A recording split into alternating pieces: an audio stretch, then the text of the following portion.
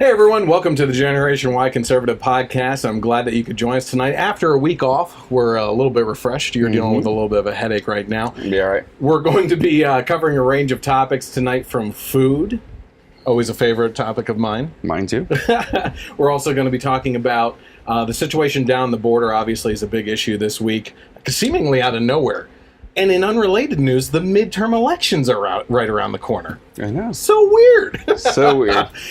We also are going to be talking about what, in regards to the border situation, Trump has done, is doing, compared to past administrations. A little compare and contrast, not to point out that this is right what he's doing or anything. We're going to get into all that kind of stuff. Sure. But also talk about what some other people were doing in the meantime over the last decade. Or more, as a matter of fact. We're going to be talking about some new things coming to Netflix that may make you cancel your subscription. Yeah.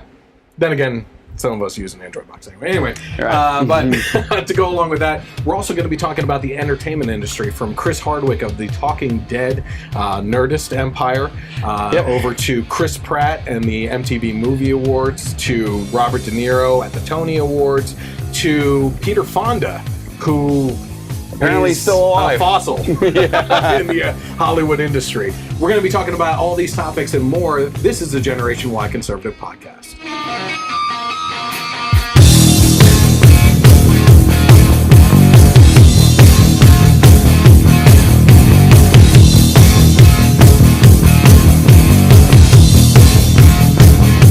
All right, I want to thank everyone for joining us tonight. If you're watching right now, you're watching live on Facebook.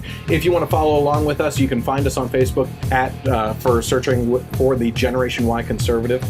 Hit like and follow to get notifications when we go live with the podcast. It's a little behind the scenes look at what's going on. Then the finished HD video and audio is then uploaded later to YouTube with some glorious pictures added in and movie magic that we do in the background over the next couple of days. That he does.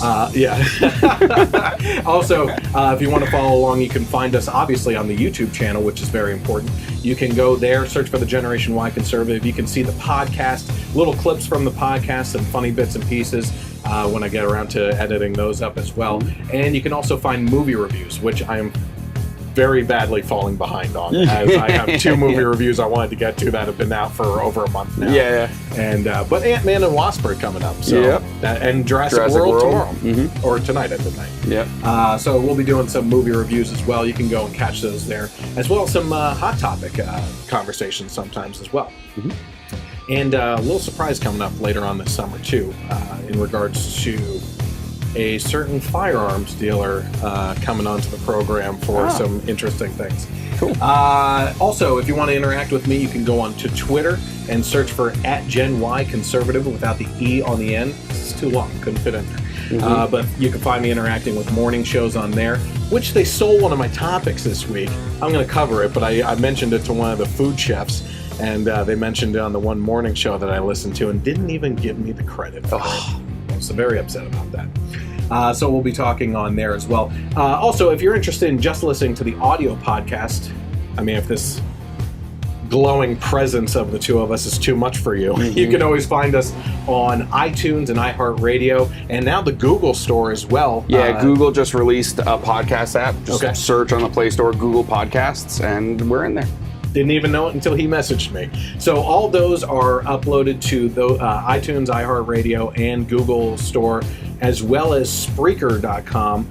All thanks in part to KLRN Internet Radio, which re-airs this podcast on Sundays from 3 to 6 p.m. Eastern Time. So you can always catch it on there when they put that up as well. Anything else before we get started? Well, I think we're ready to go. All right, let's get into it. So first up, it's not a big topic that I would really want to get into too in depth, but I didn't really have time because we weren't on the podcast last week to cover the fact that Charles Krauthammer had posted a letter online saying that he was coming to the end of his life and was spending time with family. He's a Fox News contributor, obviously a big booming conservative voice for the movement for decades now. Yeah. And was always the kind of like the level-headed person. He always had a very calm demeanor, wasn't part of this whole outrage culture that we're dealing with right now where people just fly off the handle.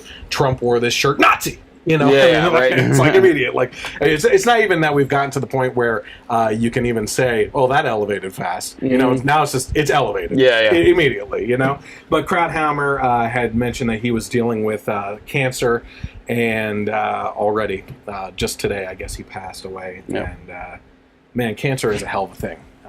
I've dealt with cancer, people in my family, including my mom, who's currently dealing with cancer for the second go round right now. And it's a horrible thing. And really, I personally believe that praying for people and praying in general is a great thing and that it works. I know that when I was sick, I felt the power of prayer, and it was a very powerful experience. But the one thing that you have to realize is it's not always just about praying for the person that's sick. In this case, I think our prayers should now be aimed towards the comfort of the family, because you know, once you leave this existence and go on, your trip is over. You know, if you're a believer in Christ and everything, in my mind, and many others, you're going to be fine. You're going to be rejoicing, right? But it's the people, friends, and family that are left behind in the wake that are dealing with the anguish of losing that person. And so I would just say to the Krauthammer family, you know, prayers are with you for your comfort and everything. And unfortunately, the conservative movement lost a big voice today. And it's unfortunate that he had to go through that kind of struggle in the end of his life. So there's that. So we'll get off of sad topics for now and go into some potpourri, miscellaneous topics to kind of start it off a little bit of fun. According to the Daily Mail, a clarinetist who's 24 years old won $260,000 from his ex-girlfriend, who deleted an email offering him a place at his dream school, then posed as a legendary professor to tell him he'd been rejected, only to be found out years later when they came face to face. So, so essentially, Eric Abramovitz's Nothing about this article is easy. No, not at all. He, like I say, he's 24. He applied to study at the Colburn Conservatory in Los Angeles in 2014. He was accepted and then offered a full scholarship, including room and board, in an email. But Eric never saw the email because his then-girlfriend, Jennifer Lee, intercepted it. She posed as him and turned the offer down in a reply, then deleted the correspondence. Oh, my God. Lee then sent a fake email posing as a school administrator, telling her boyfriend that he'd been turned down.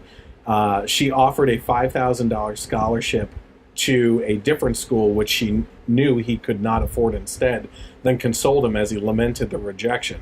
The pair broke up 6 months later, and he carried on studying music. He discovered the deceit years later when he applied to the same school and was asked why he turned it down previously. Oh, my God. So, essentially, going throughout this article, this girlfriend of his, the reason why she did it is because she didn't want to lose him.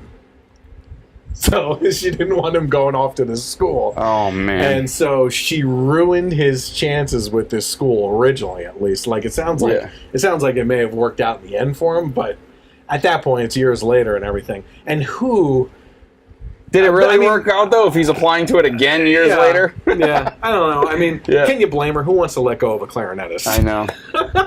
You know what I mean? Those clarinet players, they're nimble fingers. Yeah, they're not a dime a dozen, man. You gotta start to seek them out. Yep. You know what I mean?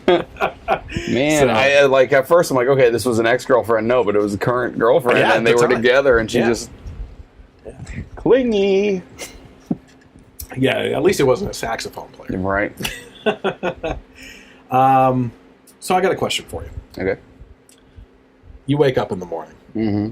Is there any type of smell that you like waking up to? Bacon. Bacon? Yeah.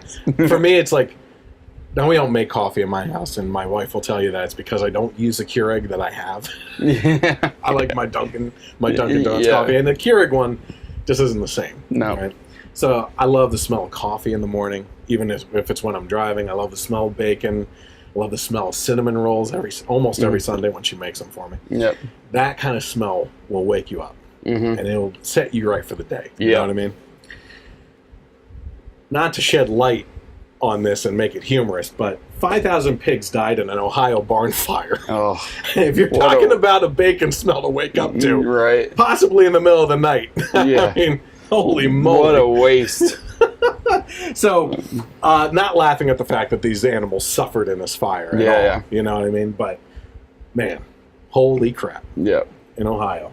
That town woke up. Yeah, that's unreal. 5,000? Jeez. The fire started around 1 p.m. on Tuesday, so if you're a late sleeper, I guess that's when it was started. It's like 2.5 pig 911s. Oh, my gosh. The Fayette County Sheriff's Office says that the fire spread quickly, causing heavy smoke and intense heat. Yeah, I guess so. One firefighter injured his arm at the scene. He was treated at a hospital and later released. Officials say the fire has completely destroyed 2 barns at the farm, and the cause of the fire has not yet been determined. Jeez. What were you laughing at, you sick, twisted freak? Your reaction in the video. What? No, nothing. Oh. But you think it was one rogue pig that was ticked off at everybody else? Oh my gosh. It's the Chick-fil-A cows. Yeah. Yeah, they found out they were next on the menu. Yeah.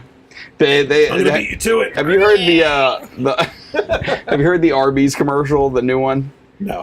It's basically like, if your sandwich is missing something, it's just not right, just needs a little something, add bacon.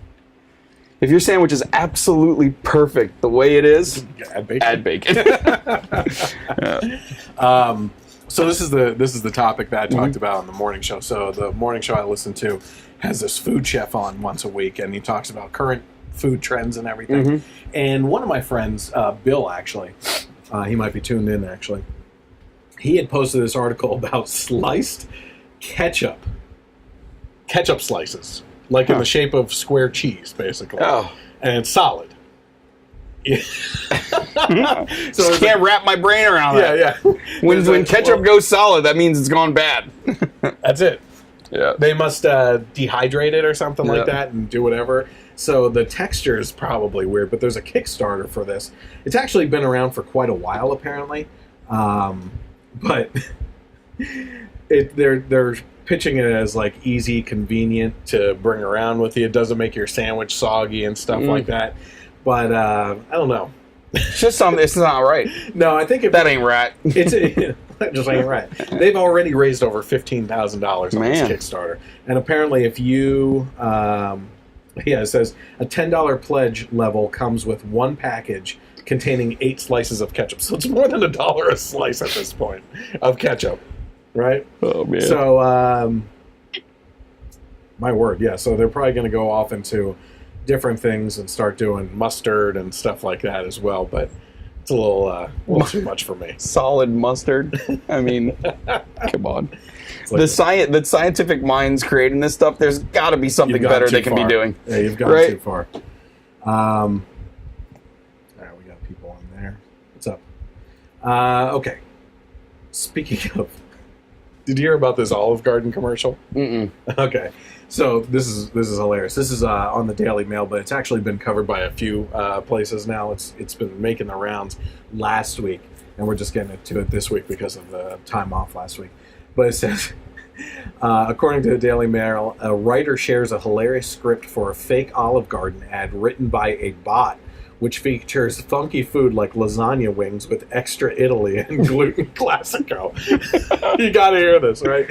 Okay. So this guy, Keaton Patty, tweeted a made-up script for a commercial for the Italian restaurant chain, which he says was written by a computer. Several fake scripts, recipes, and stories written by computer programs that can learn have gone viral in the past couple of years, but this one features friends at an Olive Garden getting dishes like unlimited stick and pasta nachos. This funny script has won over hundreds of thousands of Twitter users who find it both bizarre and spot on. I want to get to how exactly this happened. Okay. Keaton says he trained a computer to learn all about Olive Garden TV commercials and then had it produce one of its own, which the internet found to be both incredibly bizarre yet extremely spot on. So this guy just took a bunch of Olive Garden commercials, fed it through this bot, and then asked it to write a script for a commercial. Okay, Italy. Remind me to tell you about the Super Bowl. Okay. Okay. All right. So let's get to this here. It says, I forced the bot to watch over 1,000 hours of Olive Garden commercials and then asked it to write an Olive Garden commercial of its own. And here's the first page of the script. A waitress comes to deliver what could be considered food, setting down a plate of warm and defeated pasta nachos, lasagna wings with extra Italy, which turn out to have more Italy than necessary, unlimited stick, and something called gluten classico. One friend tells the others, leave without me, I'm home. Finally, they turn to friend 4, who is silent, before Friend smiling 4. wide to reveal that her mouth is full of secret soup. Olive Garden, the voiceover says, when you're here, you're here. So Gotta get me some of that secret soup. yeah, exactly. So it says, I just want to start from the beginning because it's hilarious. A group of friends laughs at a dinner table. A waitress comes to deliver what could be considered food. Pasta nachos for you. We see the pasta nachos. They're warm and defeated. The friend says, the menu is here. Lasagna wings with extra Italy, says the waitress. We see the lasagna wings. There's more Italy than necessary. The friend 2 says, I shall eat Italian citizens. The waitress says, unlimited stick. We see the unlimited stick. It is infinite. It is all. Friend number 3 says, leave without me. I'm home. The waitress says, gluten classico from the kitchen. We, the gluten classico, we believe the waitress that it is from the kitchen. We have no reason not to believe. Friend 4 says nothing. Friend 1, what is wrong, friend 4? Friend 4 says nothing. Friend 2, friend 4, what is wrong, friend 4? Friend 4 smiles wide. Her mouth is full of secret soup. And then the announcer, it literally says this in parentheses, in a wet voice.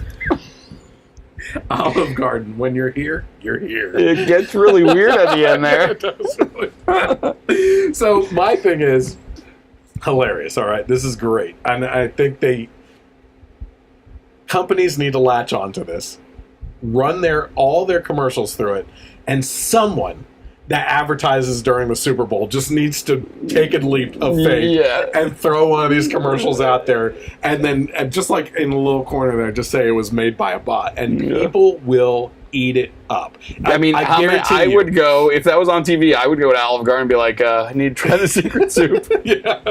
Unlimited infinite stick. Oh my gosh, that it would be one of the best commercials during the Super Bowl. Excuse me, ma'am.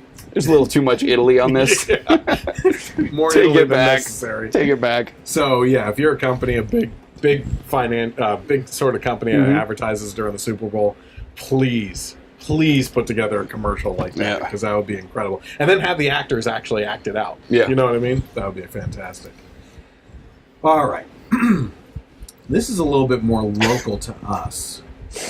But what are you? Friend 4. Yeah, friend 4. What's wrong, friend 4? East Penn.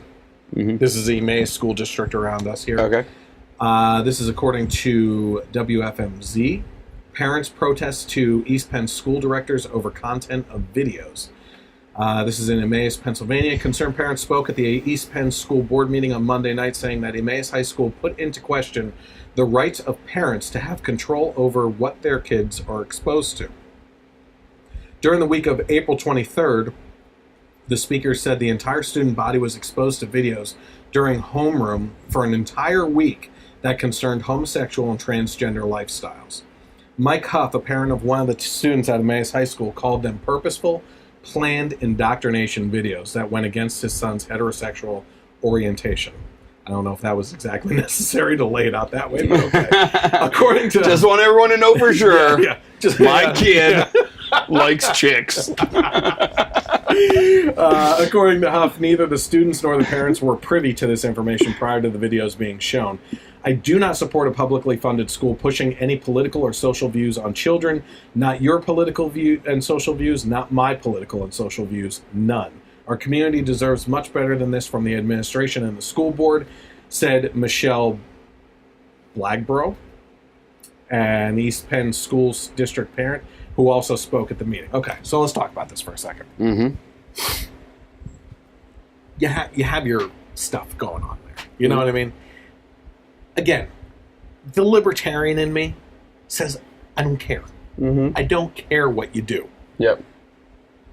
But as you're going to see with some of the videos I'm about to show on what's coming to Netflix soon, may already be there, I don't know, because this was from last week. We've gotten to a point where we're taking the innocence from children. Mm-hmm. You know what I mean? Yeah. Like, you want to talk about in schools how children should know sexual orientation stuff so that they're prepared, or that they may be questioning themselves and stuff like that. Those are questions that they should learn to approach their parents about. Yeah. You know what I mean? If you're saying that that's not a possibility, then essentially what you're saying is that you're raising a wall between the parents and their children. Mm-hmm. Okay? And you're cutting off that kind of communication that's necessary with your kids to evolve that relationship with them, to have a trusting relationship between parents and kids, you know? And for this to happen behind your back without any knowledge of what's going on, there's something really wrong with that. And, you know, kids for everything. I'm not just talking about sexual orientation or anything like that. It's everything. These are the developmental years. You are supposed to, it's not only about discovering things, it's about learning to discover things, because that's what makes you a productive adult, to pursue the knowledge of different things, right? Yep. So essentially what you have is school districts like East Penn here cramming this stuff down kids' throats to prove a point, you know, to spread an agenda. And is it really necessary? No. It's not necessary. You know? You can talk all you want about how it's about tolerance and spreading the knowledge so that kids are prepared to deal with this kind of stuff. But that's not up to you. Yeah. That is not the core subjects, I guess you could say, of what you're going to school for. Yeah. I mean, that teaching you to be tolerant, teaching you how to be a good person, and that's parents' job. Yeah. Math and science and social studies, that's school's job. Yeah. That's it. Reading, writing, math, and history. Yeah. Which they don't even really teach history. No. Yeah. They don't really teach any of that stuff anymore. It's all Common Core has infected everything. Yeah. You know what I mean? And it's just still, I mean, why isn't Common Core gone yet? That's one of like the biggest things. Like, it when was Trump a campaign won, promise. Like, and I guess he's getting to them.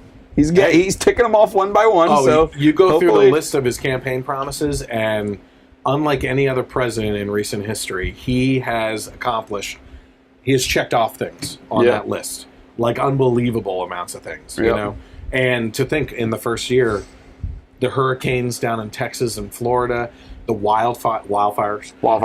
You got the Puerto Rico situation, which we actually have an update on that tonight. That mayor down there. Yeah. The woman with nasty written across her chest and everything.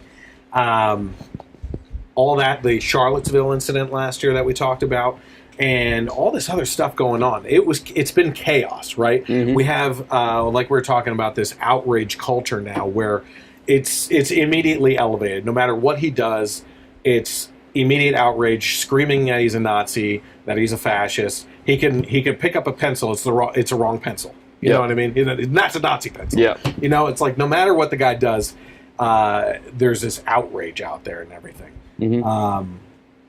But yeah, he's checking it off. We got way off topic with Trump and everything. But essentially, when it comes to schools and everything, like, listen, kids are innocent. They're learning things.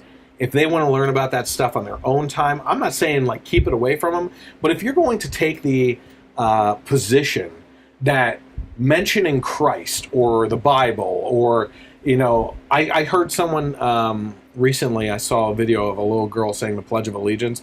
I pledge of allegiance to the flag of the United States of America and to the republic for which it stands, one nation, indivisible, with liberty and justice for all. And they're teaching these kids to leave out under God and stuff like that because it's so offensive. Yep. You know what I mean?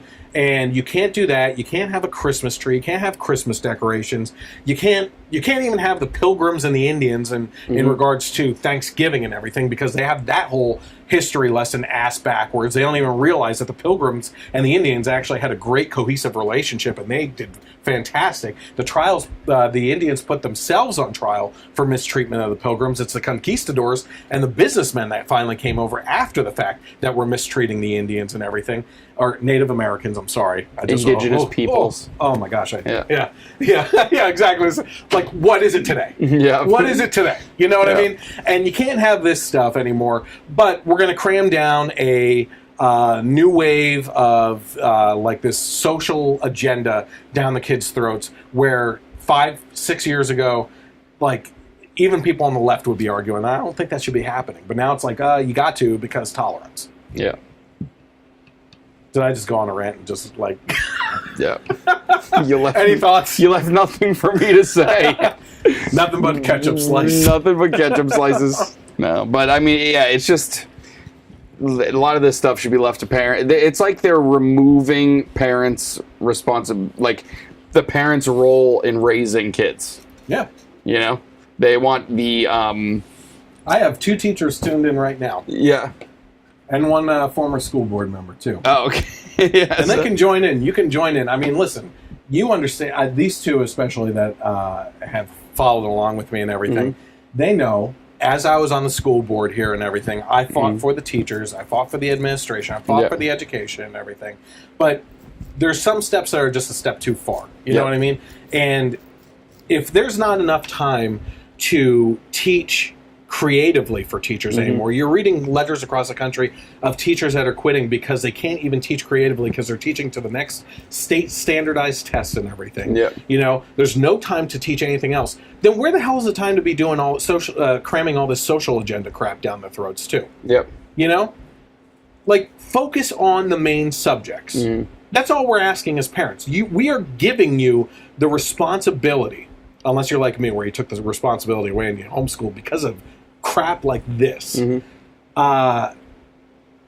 We are giving you the responsibility to watch over, educate, and in a way protect our children for a good portion of the day. You actually see our kids in public schools more than the parents do for a good portion of the first part of their life. Okay? Besides summers that you also get off with. Yeah. But we are entrusting you with those types of things. And it's ridiculous that we put this blind trust into you, and you turn around and stab us in the back and do things that we wouldn't approve of, and you know that we wouldn't approve of if you would even let us know that you were doing it in the first place. Yeah. It's crazy. They're not joining in, but whatever. Yeah. You're more than welcome to join in on it, guys. Yeah. Okay, so let's talk about this. This feeds right into this then about the innocence of childhood. Some shows. One is coming to Netflix. The other one's coming to another network. I think it'll mention it on here. Let's take a look at the trailer for the new Netflix show.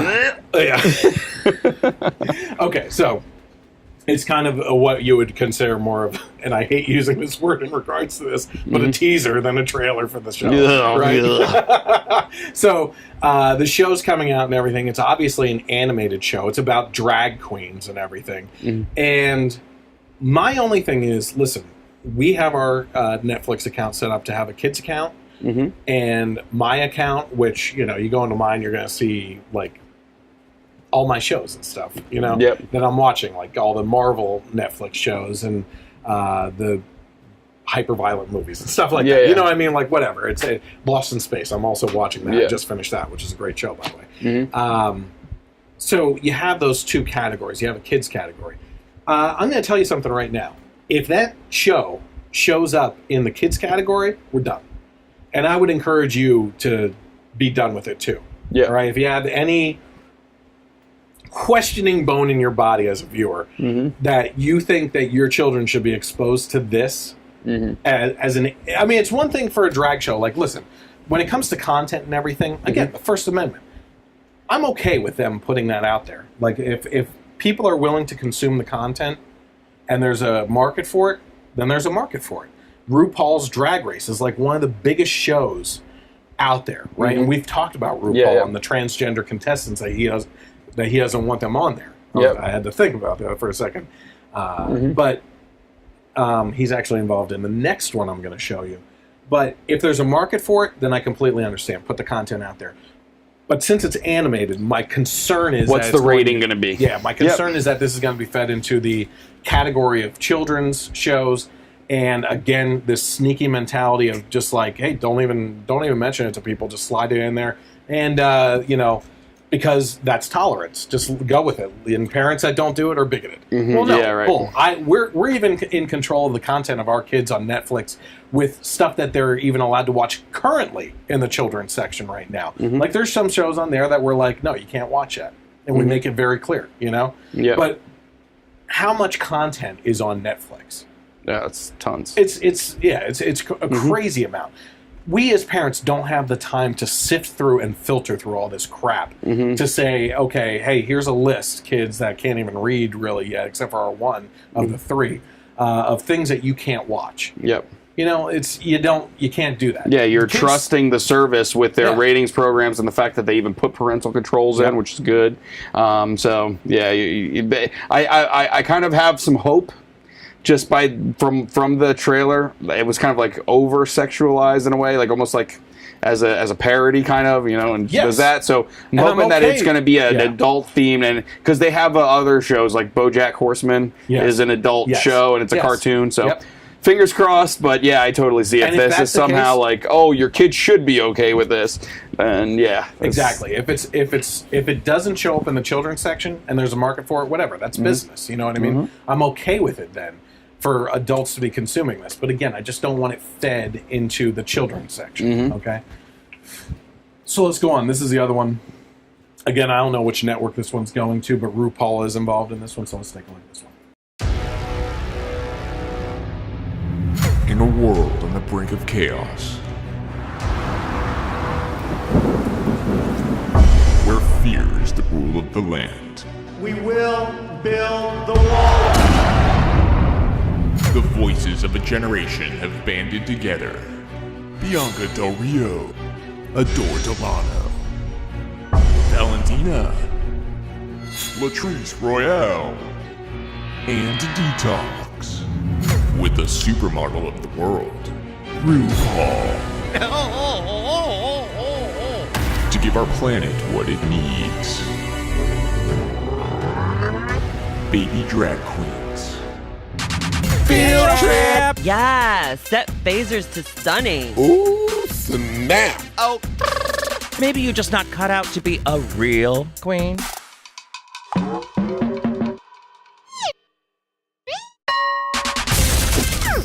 Because reading is what? Fundamental.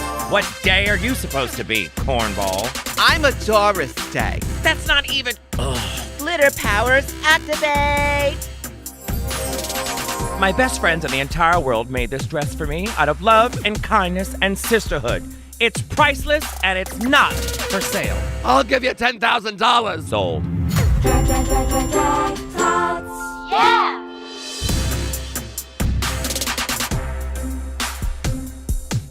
I'm still offended. But give me a taco. Crunch, crunch, crunch, crunch, crunch, crunch. Okay. So, first of all, I was laughing at parts of that. Yeah. It looks funny. Again, if it's for adults, I don't care. But how does a child see advertisements for that or something and they're thinking that it's not for kids? Yeah, it looks like it's kind of like for Family kids. Guy for us, right? Yeah. Like, the Family Guy is hilarious and completely offensive on purpose. Yeah. It's not for kids. And I love Family Guy. Yeah. It tackles all the issues on both sides of the aisle and everything else in between culture-wise. and it's great. It's for adults, but it's also marketed that way. Yep. I feel it is. Yeah. You know, so RuPaul is involved in that one, and it's like 2 drag cartoon shows. What the heck this is one going did on? seem kind of funny though. That one seems funnier than the other one. Well, the other one's a teaser or whatever. But give me that taco. Blah, blah. Like it's almost kind of poking fun at themselves. Yeah, you know? Yeah. Yeah. Oh boy.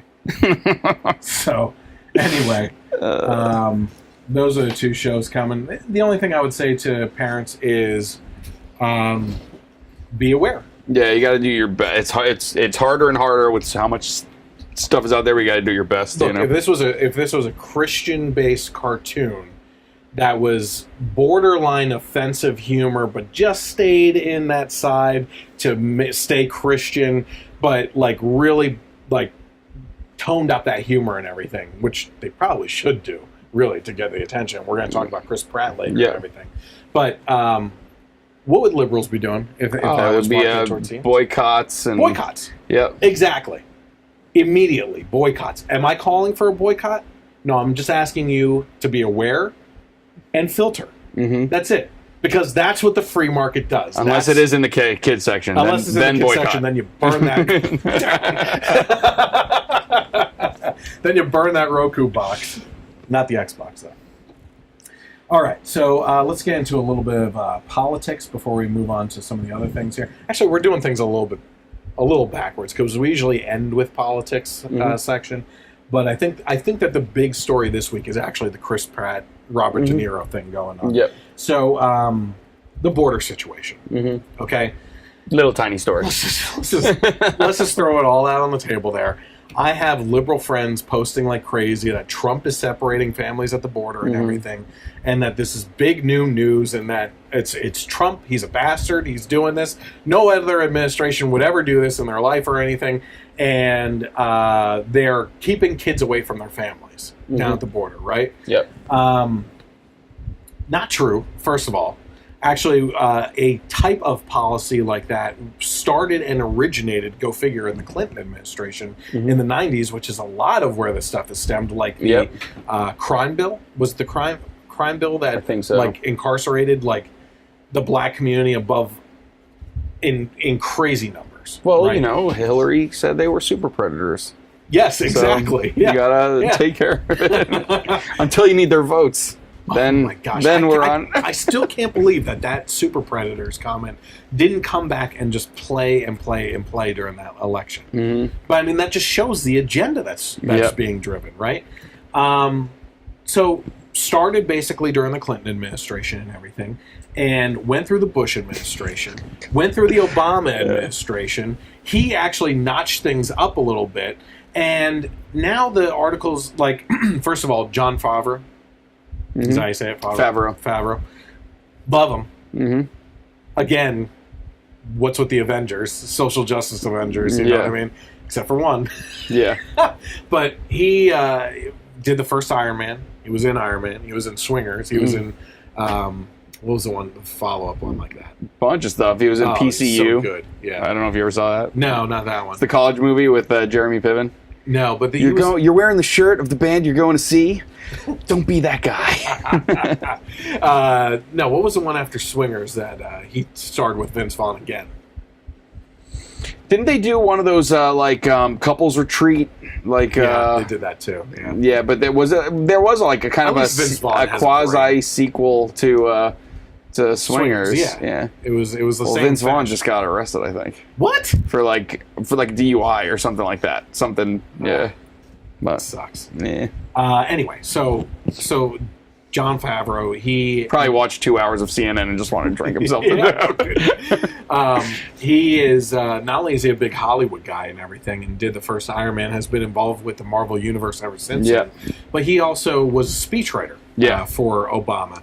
So a couple weeks ago, I think it was 2 or 3 weeks ago at this point, he put a bunch of pictures out online showing kids detained, separated from their parents at the border, and said that Trump was a bastard and look what he's doing and stuff. Turns out these pictures were from 2014 and taken during the Obama administration. His administration that he was a part of at the time as a speechwriter. That's pretty hilarious. I mean, That's some really... Is it there? Chef is there. Chef was awesome. He was in Daredevil. No, it was right after Swingers. Filmography. I don't know. Producer. Actor, here we go. So anyway. Yeah, you keep it on. I'll look. He releases these things, and it turns out to be completely wrong, right? And it starts this firestorm, right? Mm-hmm. And the Democrats are really playing up this message right now because the midterm elections are coming. And people don't seem to understand that. And the media has latched onto that as well, because if they push this message, they're going to get their party back into power as well, right? So they're bashing and bashing and bashing. In the meantime, the Democrats didn't vote for a bill that would have ended it a couple days ago, 3 days ago. Today's Thursday. I think it was 3 days ago. Didn't vote for it because if they solve it now, they don't have a midterm election message, right? Yep. In the meantime, Senator Ben Sasse, who I have his statement up here, Senator Ted Cruz, Donald Trump himself and his wife are tackling this. He's calling for congressional Republicans to come up with an idea to end the separation of families at the border and everything. And the Republicans are actually working on it. Yep. Now, Trump is getting actually blamed for enforcing a law. Isn't that what the law is there for? Mm-hmm. The law is always considered to the left a weapon to use against the right. Look at Obama and the whole scandal with using the IRS to shut down the Tea Party groups that were starting up their 501 whatever, the tax exempt things and everything. Their groups. He was using the IRS to specifically target these conservative groups and shut them down, right? Yep. So Obama was using the law as a political tool. And it's always, what happens? Why shouldn't you have a gun? Because police officers are there. They'll enforce the law. Yep. Enforce the law. It's always about the laws until it's a law that you disagree with, right? So now Trump is enforcing a law that's existing that Obama notched up. And they will even say, well, it was around during Obama. He wrote the law, but he didn't enforce it as much as Trump. What? So Which one's worse? So he's not doing his job? Yeah. Isn't he the head of the executive branch? He's supposed to be executing on things? Well, watch the language there. Yeah, right. Well, but in this case, what is worse? Actually writing the law and expecting people to follow through and enforce it, or enforcing a law that is your job to do? Yeah. He wrote that law. Yep. Or that policy. That's bad. Yep. That you can actually, in your mind, turn that around and say, well, he just wrote it. I mean, who cares if he wrote it? I mean, it's a law. You don't have to follow it. Yeah. I mean, look at sanctuary cities. Again, and this is all in regards to immigration and everything. If a law exists and they don't want to follow it, that's okay. But if a conservative says, I'm going to stop paying taxes because you're taking too much, well, you got to follow the law. Yeah. You're going to get arrested. I mean, come on. You can't pick and choose. Yeah. Right? You can't pick and choose what laws you're going to follow and which ones you're not going to follow. Because we can play that game. Yeah. We can play that game with you if you really want to. Yeah. Okay? Anyway, so here's a statement from Senator Ben Sasse. I think that this is really important. It's a little long, but I think it's worth going through here. It says,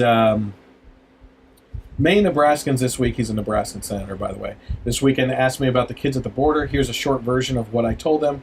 This is a bit oversimplified, but these are broad brushstrokes of how I understand the situation at present.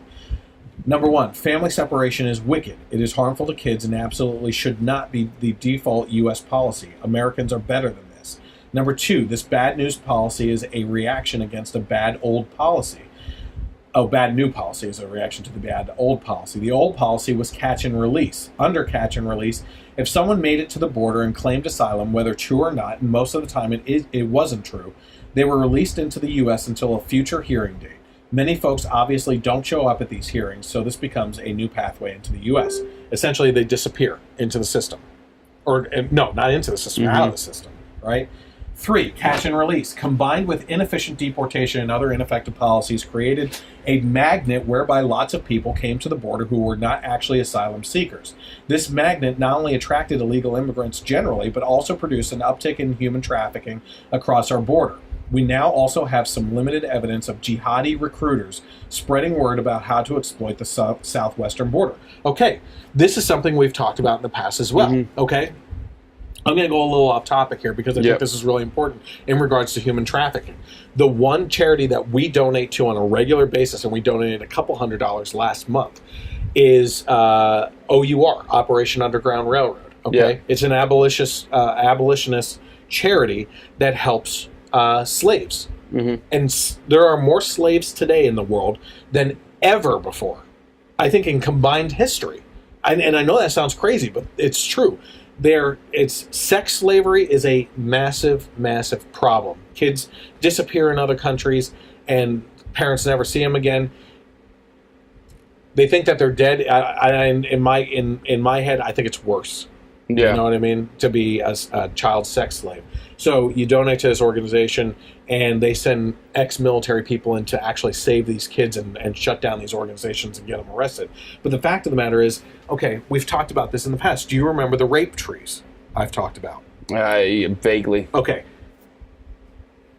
If you want to know what's going on at the border, things that they are not telling you about, Google search rape trees, okay? What ends up happening is these smugglers, and usually they're drug cartel warlords and stuff like that from Mexico, will take families and take all the money that they save up to get them across the border, and they will smuggle them to the border, and then they'll get to the border and they'll tell the fathers and the brothers, I'm sorry, but we can't take you. We got to take your wife and daughter, but we'll make sure that they get across safely and everything. Or in the case of boys, they take the little boys over too, okay?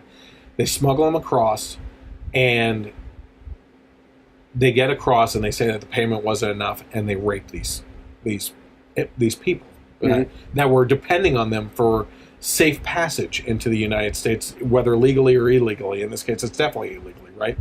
And a rape tree is the smugglers pick out a tree on the other side of the border, and after raping the individual, will take their underwear and throw it up in the tree, and it's like their trophy tree. Okay? This is the kind of sick crap that's going on at the border. Okay? And the reason why I bring this up is because the border situation is a hell of a lot worse than what you think it is. Okay? If you think that the worst thing right now is a cage situation and the foil blankets and everything, that's bad. I haven't heard one person say that those kids deserve to be separated away from their parents and treated like that. Okay? No matter who was doing it, it happened under both presidents. I'm not equating it to make a comparison case, a compare and contrast. It happened, okay? Shouldn't be happening. Shouldn't have been a policy. But if you think that's the worst thing that's happening is that and the food that they get, which you probably weren't getting that kind of food across the border and everything, you're sickly wrong, okay? Things are a hell of a lot worse on what's going on the border and how they're getting across and everything, okay? These people are trafficked, and once they get in here, it doesn't get much better. Okay, you think you got onto American soil? What happens? Okay, what happens when you get here? You got to fly under the radar, right? So you're taking under-the-table jobs. You're getting paid cash. What happens when you get paid cash when you're not part of the system? The person that's running the business or the corporation or whatever it is that's running you and working you has an opportunity, and it's often taken to run you as a slave. Okay? Because if you step out of line, if you question how much you're getting paid, which is way less than minimum wage, they're going to report you to ICE. Okay? So now we've created a slave system in the United States, a trafficking system in the United States. Working is one thing. You also have sex trafficking here in the United States as well. It's a sick reality. And that's what organizations like OUR are out there to stop. Okay? But we've created this situation because we don't have border security. We don't turn them away when they get here. And when they do get in here, they have to fly under the radar out of fear that they're going to be kicked back out. And they get themselves into worse situations. Okay? Now, let's, we'll get to that. So number 4 on here. Human trafficking organizations are not just evil, they're also often smart. Many quickly learned the magic words they needed to say under catch and release to guarantee admission into the United States. Because of this, some of the folks showing up at the border claiming to be families are not actually families. Some are a trafficker with one or more trafficked children. Sometimes border agents can identify this, but many times they aren't sure. So again, sometimes you think that they're being separated away from their families. That might be the best damn thing that they got going for them is a separation, because maybe you just took them away from a sex trafficker that thought that he could get them across and use them as sex objects. Okay? Who knows? Any policy that incentivizes illegal immigration is terrible governance. But even more troubling is that catch and release rewarded traffickers who knew that they could easily get their victims to market in the United States. Number 6, this foolish catch and release policy had to be changed, but changing from catch and release does not require adopting the wicked family separation policy. Again, he's saying this is not good policy. Yeah. The choice before the American people does not have to be wicked versus foolish. Number 7, the administration's decision to separate families is a new discretionary choice. Anyone saying that their hands are tied or that the only conceivable way to fix the problem of catch and release is to rip apart families is flat wrong. There are other options available to them. The other options are all messy, given that some overly prescriptive judges have limited their administrative options. But there are ways to address this and that are less bad than the policy of family separation we've chosen. Number 8, this is the second last one. There are many senior folks in the administration who hate this policy and who want to do something better. So he knows what's going on behind the scenes. He knows that there's people that want to fight this. Number 9, but some in the administration have decided that this cruel policy increases their legislative leverage. This is wrong. Americans do not take children hostage, period. Okay? Yep. So let's talk about what's actually happening on the border. Why are these kids being detained and separated? Okay?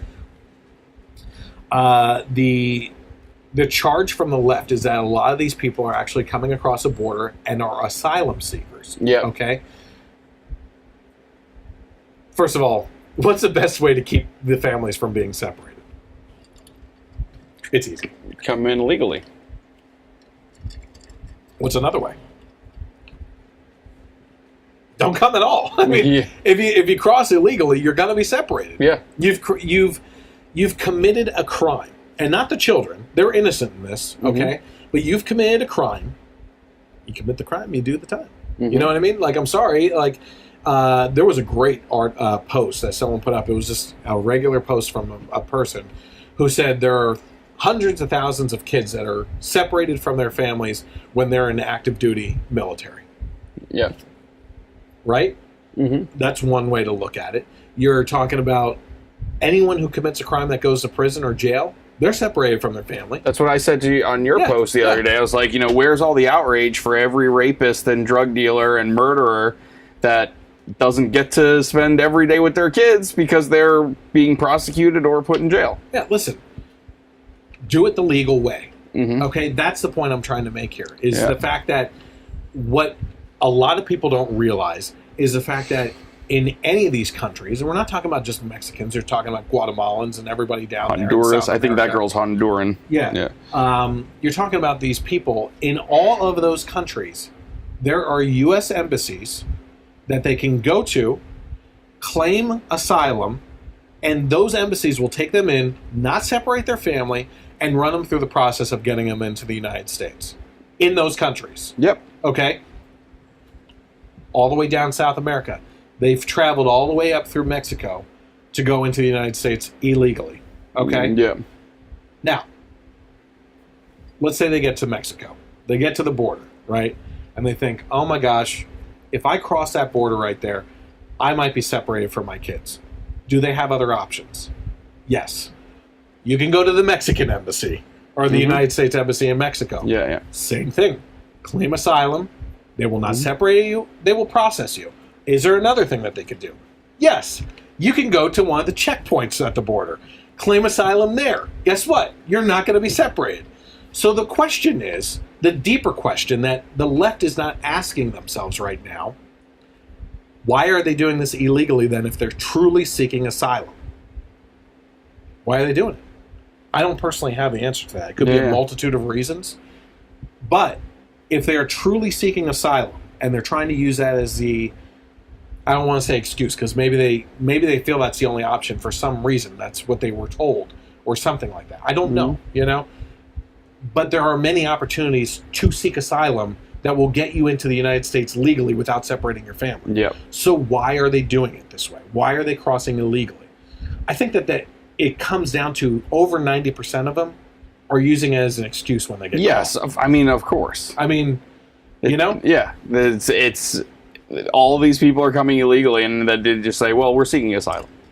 Like, that's all you have to say to try to semi-legitimize yourself. Yeah. You know, and also, if they're going through the trouble, seeking asylum from something so horrible, like, especially if they're, like, in Central America, working their way all the way up, probably a very dangerous journey. Oh, yeah. If they're seeking asylum, it's got to be something pretty awful that they're leaving.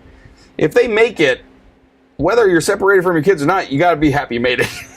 You both got to be better off than where you were coming from anyway. I would think so. You know what I mean? Yeah. Like you see these kids, which is terrible. These kids, the old pictures and newer ones or whatever.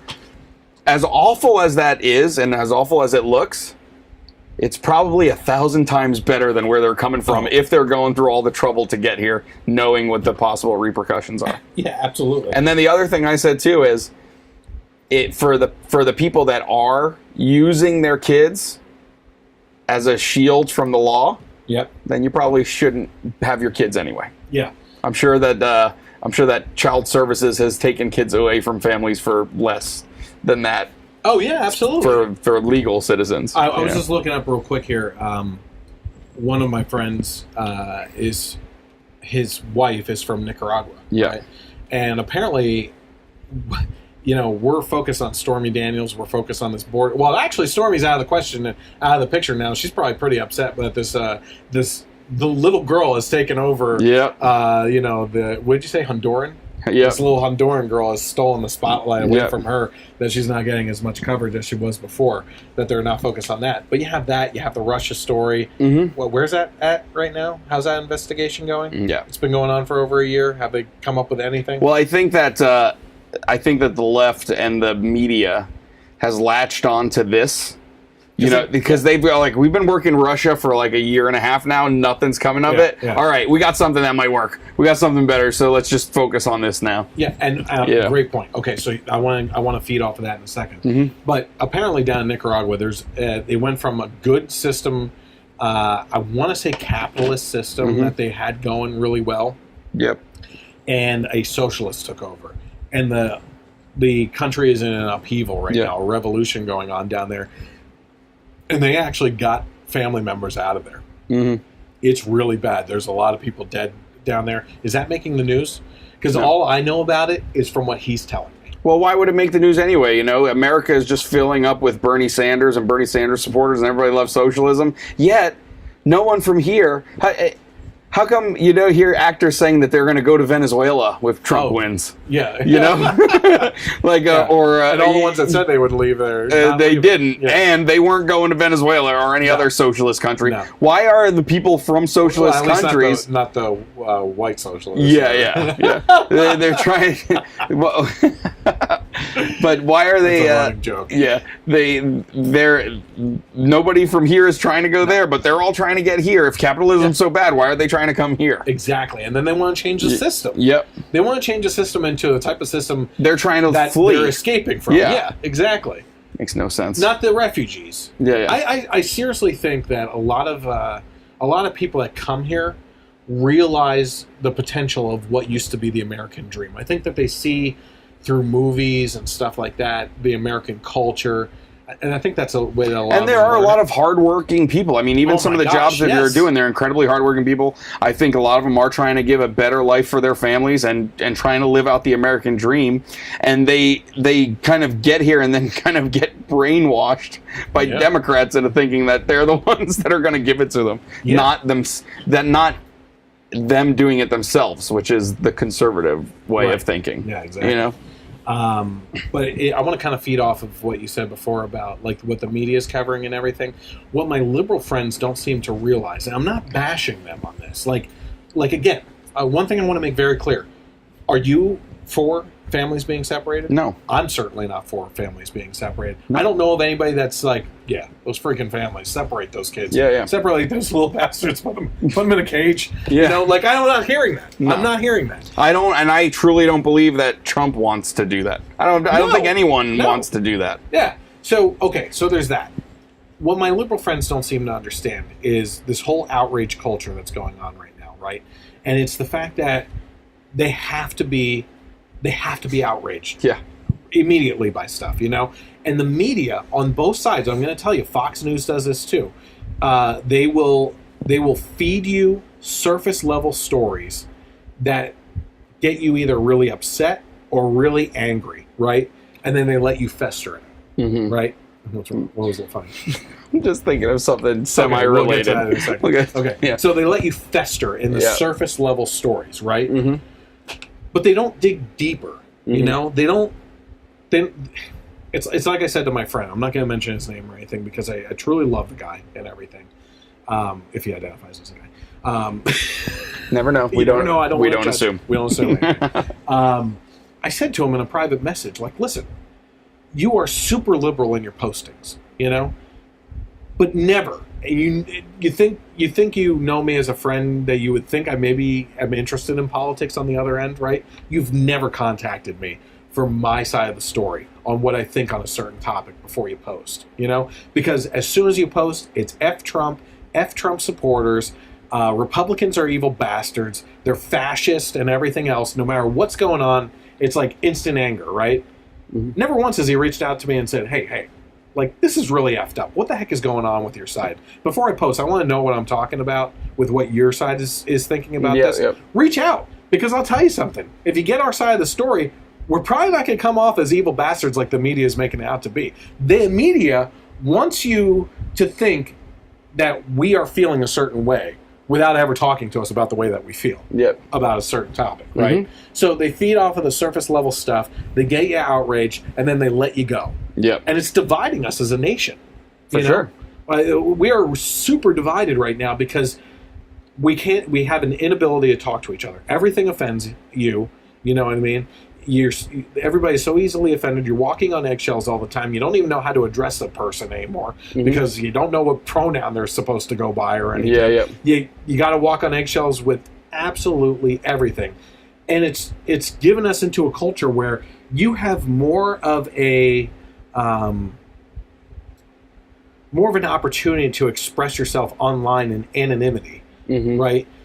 To get your point across, because say things that you really want to say, or in the case of like some of my friends, whether you're on the right or on the left, if you have a majority of your friends are in a certain political party, you're talking to an echo chamber. Okay, you're not doing something courageous like we're going to talk about with Robert De Niro. You're a coward. Okay, if you're saying something and your friends are just echoing it and hitting that mad face and thumbs up and stuff like that, and you're not getting an opposing opinion, that's not courageous. You're not really pushing the boundaries of anything. Okay, you're speaking to your own crowd, and no one else is jumping in. Okay, you're not getting any other opinions on the matter. So it's just ridiculous what's going on with the media and everything. But okay, wait, what was it that you were laughing about? No, I just anytime anything comes up with immigrants and immigration, I always think about the what's the daughter's name? Ozzy Osbourne's daughter. Not Sharon. Kelly Osbourne, when she was on The View, that famous clip of hers. I forget. Oh, yeah. Well, if you don't want to let immigrants in, then who's going to clean your toilets, Donald Trump? And then everyone else on the panel is just like, ooh. Like, literally, that's what they did. And I just think that's, like, because we were talking about how, like, I honestly don't think Trump, like, you know, Trump's always painted, he's a racist, he's this, he's that. He's like, I don't think he's a racist. And I just think of her. Who's going to clean your toilets, Donald Trump? Ooh, No. And then the frantic panic of recovering from that. I can't help but laugh every time. Part of the conversation I had with my friend in regards to Trump and everything. Like, he hates Trump. I mean, if you're on the left at all, if you're even a blue dog Democrat, like the old Reagan Democrats and stuff like that, like, you probably hate Trump. Actually, no, as a matter of fact, some of these blue dog Democrats and Reagan Democrats actually voted for Trump. I think that's what pushed him over because they were just so sick of the Clintons and everything. But if you lean left, you most likely feel strongly one way or the other. You either hate him or love him, right? While you're catching up on personal things there. No. I was looking for a post from Victor that is related. Oh, of course. And I think my response got me unfriended. I'm just noticing now the add friend button is there. So he defriended me a long time ago. The tolerance of the left. Yep. And again, he wants to, and we're not going to say his full name or anything, but like it's people like that, you know, if you're not directly interacting or anything like that, if they are defriending you, they want to stay in their echo chamber. Yep. They just want to hear their opinions bounce back to them, and they don't want to be challenged on it all, okay? But one of the things I was talking about in this conversation with my friend is the fact that Trump has a lot of allegations thrown at him, right? Yeah. You know, I was adamantly anti-Trump when he was running, okay? And it ended up being the Supreme Court that pushed me into voting for him. Yep. I've learned to really, really like his policies. I still don't like him as a person. Okay? Yeah. And I think the way he talks and the things he says, I've gotten to the point where I know it's to push buttons, and I laugh. Yeah. Like the things that used to piss me off that he said, it's just making me laugh because he's saying things to get a reaction to show the absurdity of the other side. Yeah. You know what? I bet I would like him as a person. Like if there was no politics. Even when you think about before he was into politics, all the he was Snoop friends Dogg with and all the everyone. celebrities. Yeah, all the ones that hate him now, Yeah, and they he was loved always him. funny and everything. Yeah. And Which goes to show you that they were all using him. Oh, too. yeah. You know what I mean? But here's the one thing I was talking about. In regards to President Trump, if you want to talk about the levied allegations at him, he's a racist. Okay? Where's the evidence? Are we talking about the border situation where he's actually enforcing a law that was pushed through by Democrats in the 90s? Right? Yeah. What else can you really point out? I really can't think of anything. You know, a lot of people. Probably the worst thing he's ever done was the S-hole countries comment. Yeah. But that's not even. And that's mild. No, like you know what? Let's go off of that comment for a second. Yeah. For a second, because if we're talking about immigration, why are they seeking asylum? Yeah. They must not be leaving a great country. Yeah. I would think they're probably leaving a S-hole country. And how many of these outraged liberals, especially the white ones, have talked about an inner city neighborhood being an S-hole? Yeah. Yeah, I'm absolutely. sure. Yeah. Oh, and I've been thinking about that a lot the last couple weeks, actually. If you were to ask a liberal, and you can try doing this, what cities in the United States you would feel most threatened walking through, and that they're doing bad economically, I'm gonna say Los Angeles, San Francisco, Detroit, Chicago, Baltimore, Philadelphia, New York City. Those are the big ones. Seven big ones, right? Who's been running those for decades? It's clear as butter. Show me a liberally run city in the United States that has succeeded, that has like a budget surplus, who takes care of the homeless population. That is thriving. That's thriving. Yep. How can you not look at that statistic in the United States and say, okay, liberal policies are not working? Seattle. Yep. We're going to talk about Seattle tonight with the head tax that they were trying to push through. Okay? It's coming up very shortly here. These cities are failing. Yep.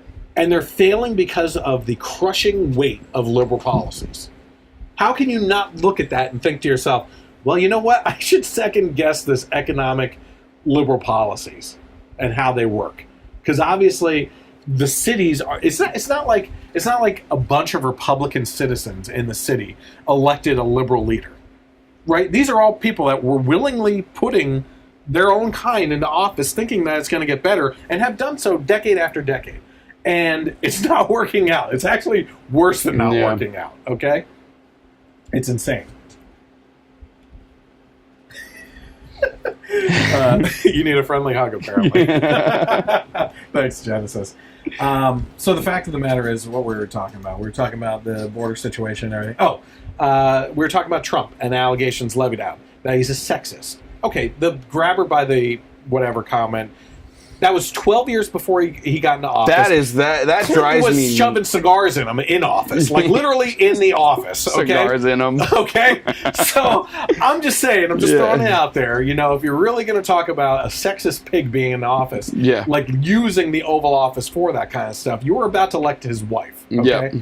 By the way, he elected more women or appointed more women than any other administration before him to high positions in the administration. How about gay marriage? First candidate ever to 10th? No. He doesn't. No. He hasn't like gay marriage, right? He was the first ever say this again? Candidate for president to openly support gay marriage. But after he got in, right? After he got elected? Before he got in. Before he got in? Yes. Now, obviously, Obama was for gay marriage. He wasn't? Nope. Obama Hillary wasn't. What? Yep. Nope. That isn't...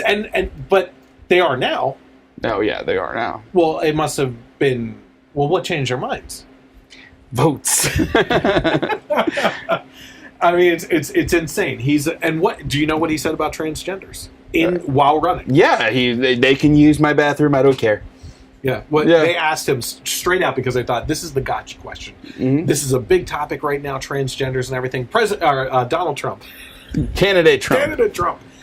If a transgender was to go into your Trump hotel and wanted to use the bathroom that they identify with, would you let them? Yeah. I love the trannies. They can use whatever bathroom they want. Totally cool with me. he's along those lines. Pretty much. A tranny word. But he said, yeah, I don't care. Yep. It was basically that simple. Whatever. Yep. He's like... and they will use story. He got up at some kind of rally. He held the rainbow flag. Yeah. Who would have ever thought a Republican would do that? It's unbelievable how we can use... that the media uses stories to twist a narrative, and I can see my liberal friends posting all the time that he's a bigot, he's a sexist, he's a homophobe, all this stuff, and you look back through the history of who he is, and it doesn't show that. Sexist? Is he a pig sometimes? Yeah, but you know what? Guys talk What guy isn't? What guy hasn't said something that you would regret? I would never be able to be... Yeah, I mean, listen, you know, do I do it much anymore? No. You know, I had my literal coming to God moments and everything, and I still say some whacked out things and everything, but the fact of the matter is like everyone does it. And excuse me, but you can't sit there while you have your nose deep into the 5th book of 50 Shades of Grey and start calling him a sexist. Yeah, right. You know what I mean? Like, come on. It's ridiculous. That still drives me nuts that anytime that's ever brought up, his comments that they never bring up that was said 11 or 12 years before he ever even ran for president. It was yesterday. It was his campaign bus. Yeah. He was on a campaign bus. Yeah. He was already president. He said that in the bus was parked in the White House parking lot. So the new narrative, though, while the people on the right are bringing up the fact that Obama and others have been doing this, have gone with this policy on the border, separating children from families and everything, is that Obama didn't do it. Well, I don't know how that's possible when those pictures are from 2014 and literally showing that. But okay, I'll go with you. Obviously, President Obama was sympathetic to the kids, right? Like, he wanted the immigrants to come here. Open border policies, no. I forgot to throw that in there. Did you hear about the DHS secretary? Or whatever, that she was eating at a Mexican restaurant. Oh, yeah, I heard about that. The Socialist Party of America were chanting at her to get out and everything. Well, anyway, no borders, no laws, whatever, all this stupid crap. At a Mexican restaurant. She was eating at a Mexican restaurant. Yeah. That's pretty funny. God forbid. So, you have all this stuff going on. Obviously, Obama, during his presidency, would have been very sympathetic to illegal immigrants, right? Like, he would just... Hey, get to the border, we'll let you in, right? Well, let's take a clip look at clip number 1. The issue is not that people are evading our enforcement officials. The issue is that we're apprehending them in large numbers. And we're working to make sure that we have sufficient facilities to detain, house, and process them appropriately. While we intend to do the right thing by these children, their parents need to know that this is an incredibly dangerous situation, and it is unlikely that their children will be able to stay. And I've asked parents across Central America not to put their children in harm's way in this fashion. Okay, so there you have it. Obama himself, at one point in time, said, do not come to the border, especially with your kids. You're putting yourself in harm's way, and you're definitely putting your kids in harm's way, and they're probably not going to be allowed to stay here, right? So he's enforcing the law. Was this a one-off incident that he mentioned this? Not really. So let's take a look at the next clip. You mentioned immigration. There's a humanitarian crisis on the border. Some of your critics have said you have to speak out more directly to the people of Central America and say, don't come. If you come, you will be deported. Well, we've done that. The problem is that under current law, once those kids come across the border, there's a system in which we're supposed to process them, take care of them, until we can send them back. So is your message don't come? Oh, our message absolutely is don't send your children unaccompanied on trains or through a bunch of smugglers. That is our direct message to the families in Central America. Do not send your children to the borders. If they do make it, they'll get sent back. More importantly, they may not make it. So there he said, absolutely, do not send your kids across the border. Okay, we will send them back. Right? This was a George Stephanopoulos, another one that was kissing his butt throughout the whole administration time and everything. Okay, I think we have a clear message from Obama, right? What about our would-be what happened potential president that didn't make it twice now? Let's see what Hillary had to say. We have to send a clear message. Just because your child gets across the border, that doesn't mean the child gets to stay. Should they be sent back? Well, first of all, we have to provide the best emergency care we can provide. We have children 5 and 6 years old who have come up from Central America. We need to do more to provide border security in southern Mexico. They should be sent back now. Well, they should be sent back as soon as it can be determined who responsible adults and their families are, because there are concerns about whether all of them can be sent back, but I think all of them who can be should be reunited with their families. Okay, so not only is she talking about sending immigrants back, but she also put a very strong message in there about increasing border security. That's weird. Yeah, Isn't that what Donald Trump is getting flack for all the time? Yeah. That we're increasing border security? It's ridiculous. It's hypocrisy. Yep. It's faux outrage from the left to push an agenda because we're going into midterm elections. Yeah. That's all this is. And I'm not saying that you shouldn't care about the kids. As a matter of fact, I can't show it tonight, and I'm not going to show it. But one of the friends of mine that I graduated from high school with, she's extremely liberal in her politics and everything. She put together a campaign in coordination with a charity it's kind of like the Ice Bucket Challenge, right? But it's going about a different way to raise money for the children. Was she in the comments of that post? Yes. Yes, I saw her. Yeah. And by the way, I have to point this out. If you won't see it because it's on my personal profile, her comments and everything. Very civilized discussion. Okay, she laid out the facts that she sees. I laid out mine, and she wasn't coming at me, calling me different names, demeaning me, my character, my points of views, or anything.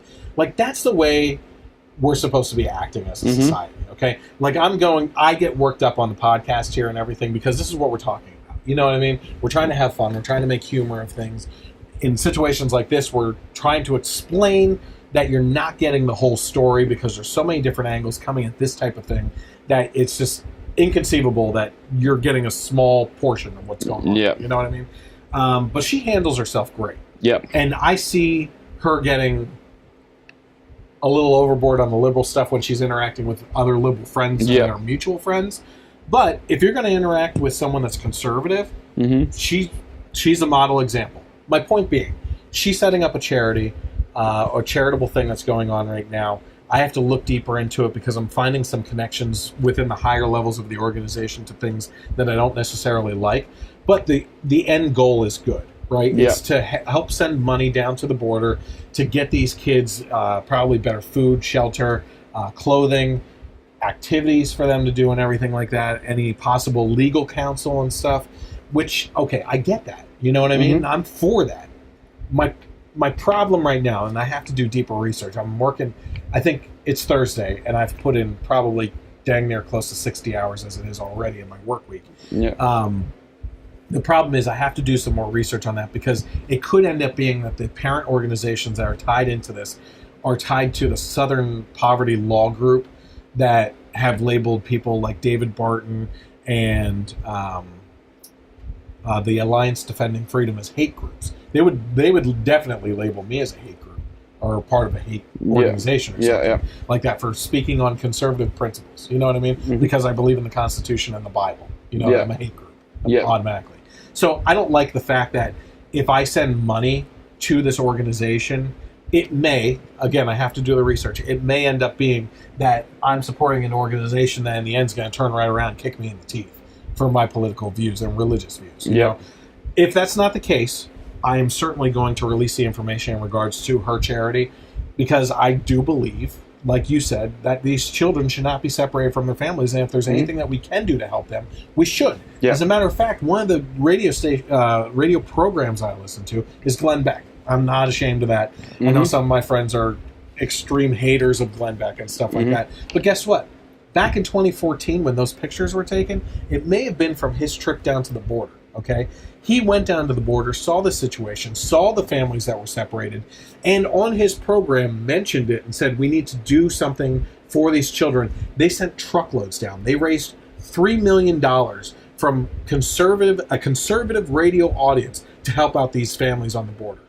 Okay? So you want to talk about Republicans ignoring it? False. Look into it. We were the first to step up.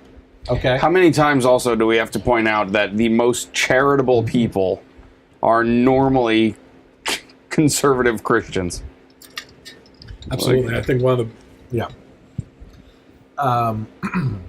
I can't say for certain because you never know. Yeah. But if you were to take a look at my tax form or whatever on charitable giving and compare it to my most outspoken liberal friends, I'm guessing they're kind of like Joe Biden.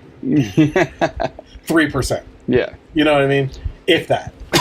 And look, especially during tough economic times, I can understand you not giving anything. But if you're going to tout that we need to be taxed more so that the government can give more to these organizations and help out people, and advocate for that, for them to steal my money that I earn and allocate it to resources that I may feel that isn't necessary. I'm not talking about the kids here, because I know that's going to be the conflated message.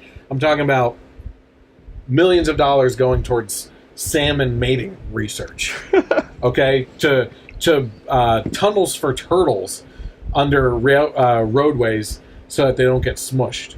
Okay, there's apparently like, how do you direct the turtles to the tunnel in the first place? I know, right? So, oh crap, they missed the tunnel. They go right up. It's like they got the little circular eyeglasses and they see the sign. Oh, I gotta go this way.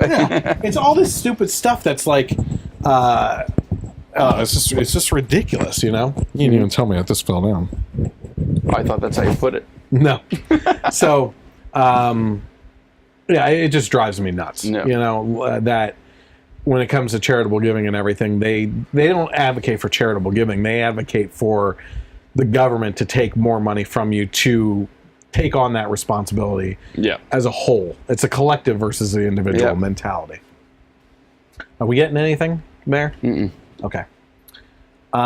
Speaking of the border, Justin Trudeau, he basically said you illegal aliens need to stop reaching our border. After criticizing Trump for wanting to build a wall and, slow down the immigration into our country and everything, he's been one of the most outspoken that Trump is just an a-hole of a leader for not allowing people trying to escape situations to come into the country. Well, it says, this was at the G7 summit. It says Canada was busy welcoming leaders from around the world to the G7 summit last weekend. Aside from the United States president, everyone seemed to receive the standard polite greeting from their Canadian hosts. But there are some other foreigners who aren't getting such a warm reception anymore. Those would be the illegal aliens pouring over the border into the Great White North now that the U.S. immigration forces have been cracking down. This is all according to Hot Air, by the way. It says, in what has become an increasingly regular mission, Canadian representatives visited the United States this week to warn immigrants fearful over President Trump's immigration crackdown that they can't simply rush north of the border to find safe haven.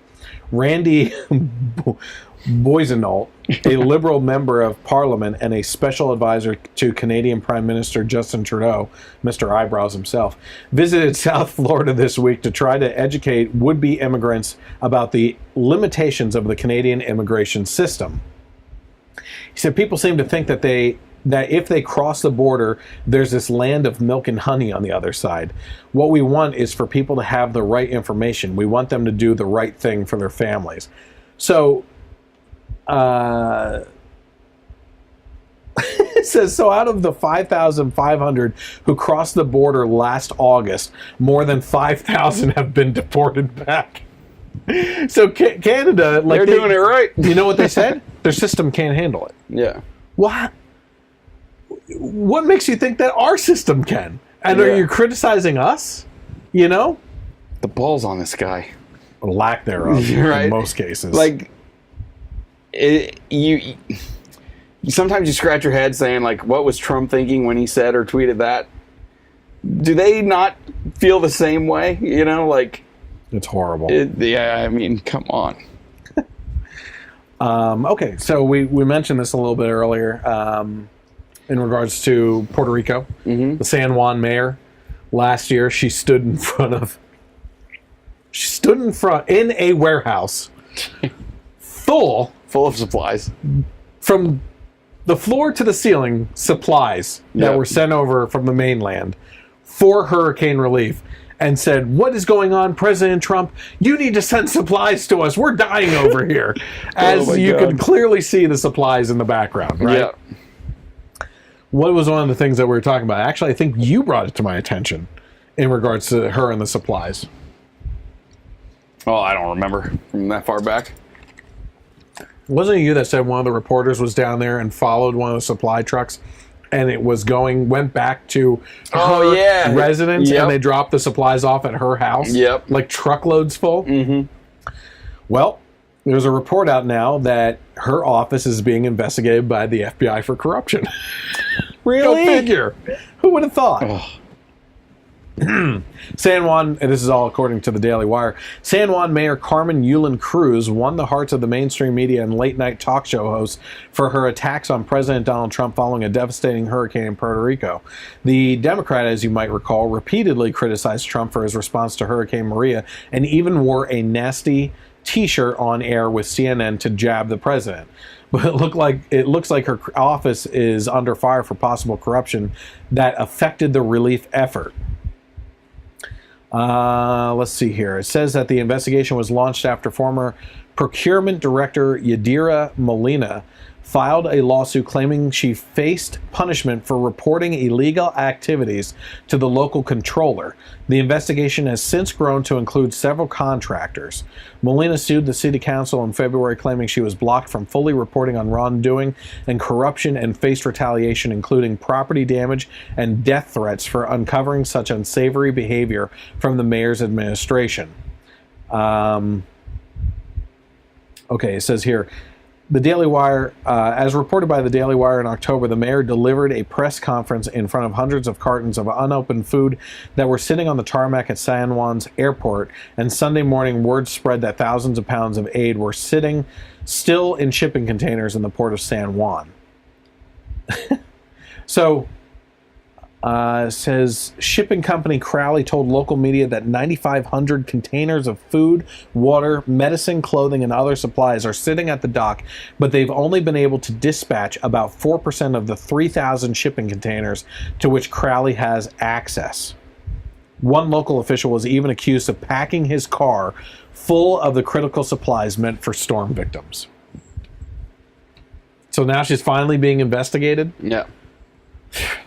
Unbelievable. Yeah, and pulled up another article here about her, and so what came of her big feud with Trump? What was her main goal?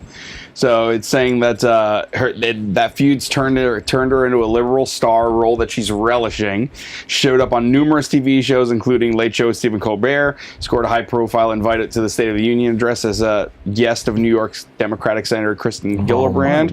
Of course, she also featured on Time Magazine as one of the most influential people of 2018. Last month, she traveled to Connecticut to receive the Latina Champion Award at the Latinas in Power Symposium, which promotes Hispanic professional women.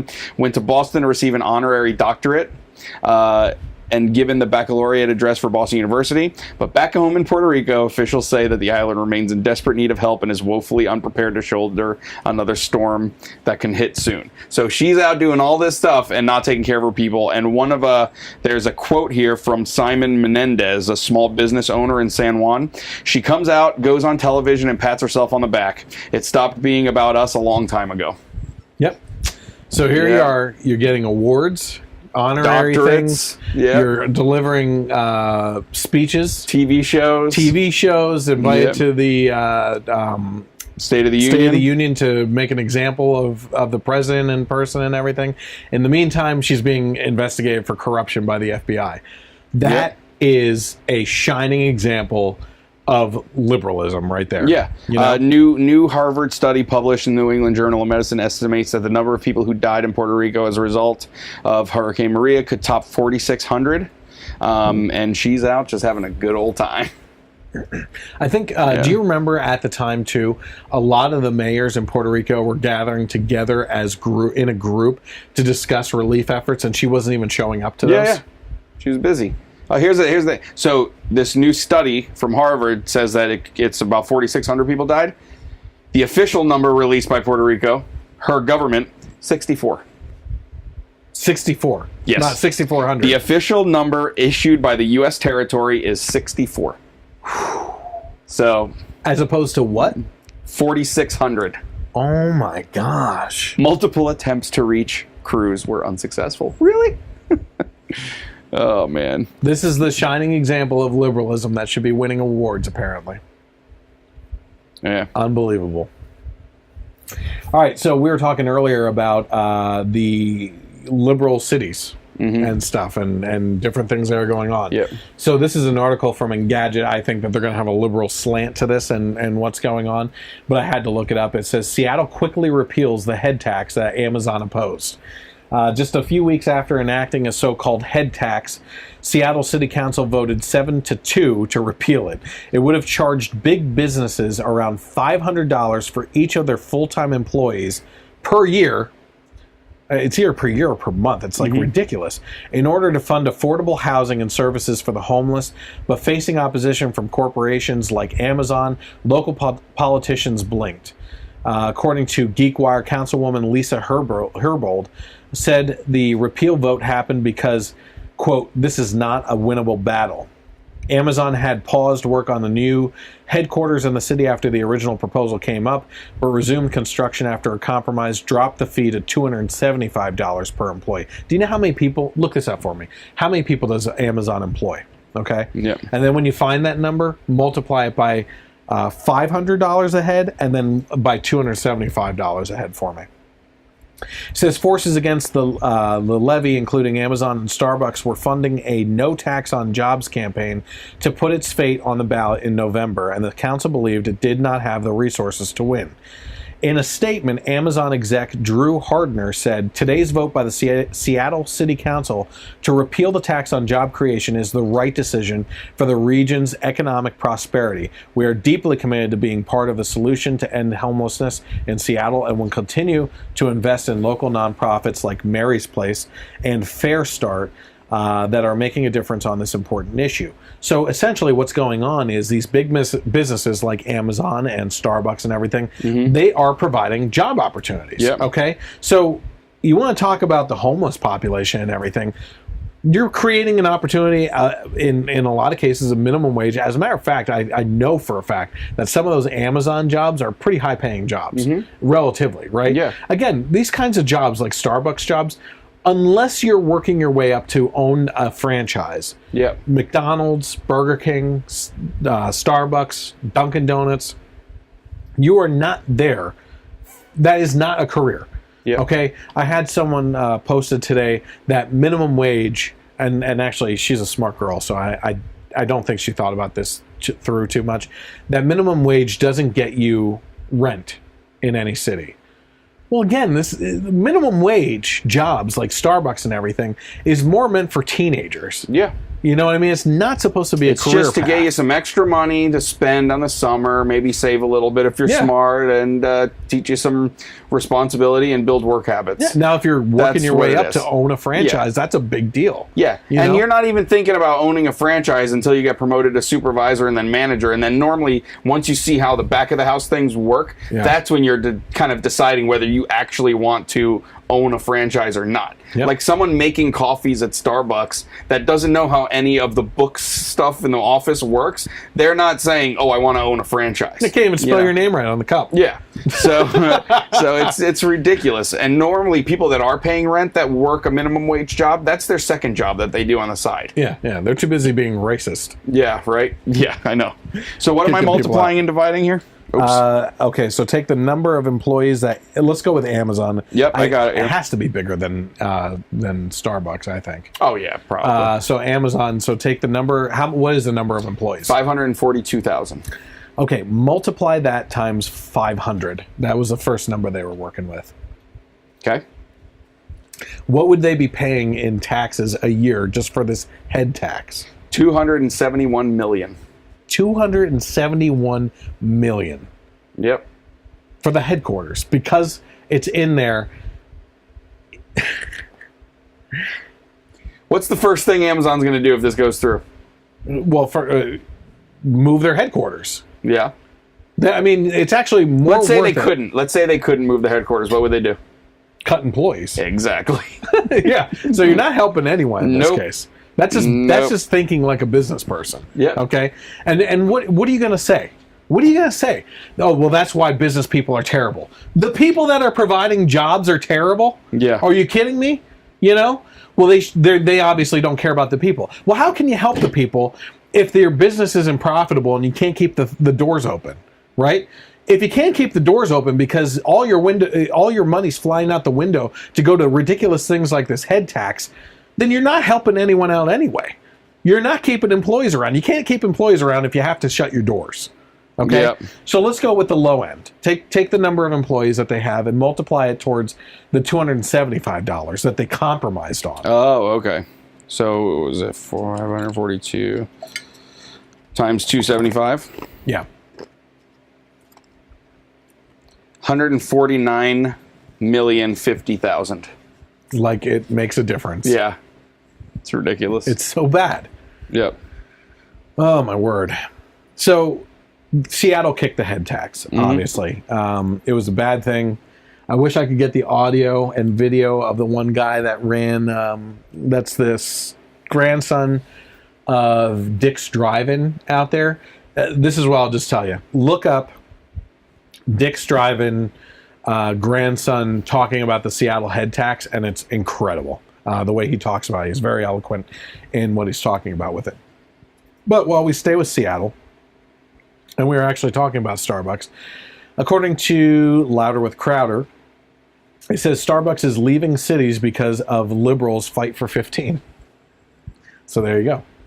Although business abroad has been booming and the chain has been opening more and more cafes, U.S. sales growth has stalled for the company that brought espressos to the masses. With about 14,000 stores domestically, Starbucks is now pumping the brakes on licensed and company-operated locations with a renewed focus on rural and suburban areas, not over-caffeinated urban neighborhoods where locals already joke that the next Starbucks will open inside an existing store. The closing stores are often in major metro areas where increases in wage and occupancy and other regulatory requirements are making them unprofitable. Now, in a lot of ways, Johnson said, it's Middle America and the South that presents an opportunity.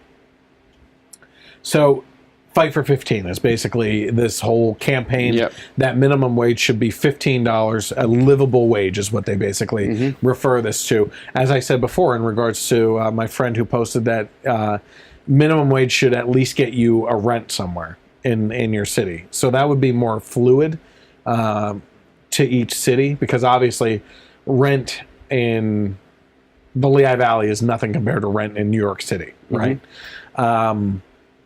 But it's ridiculous.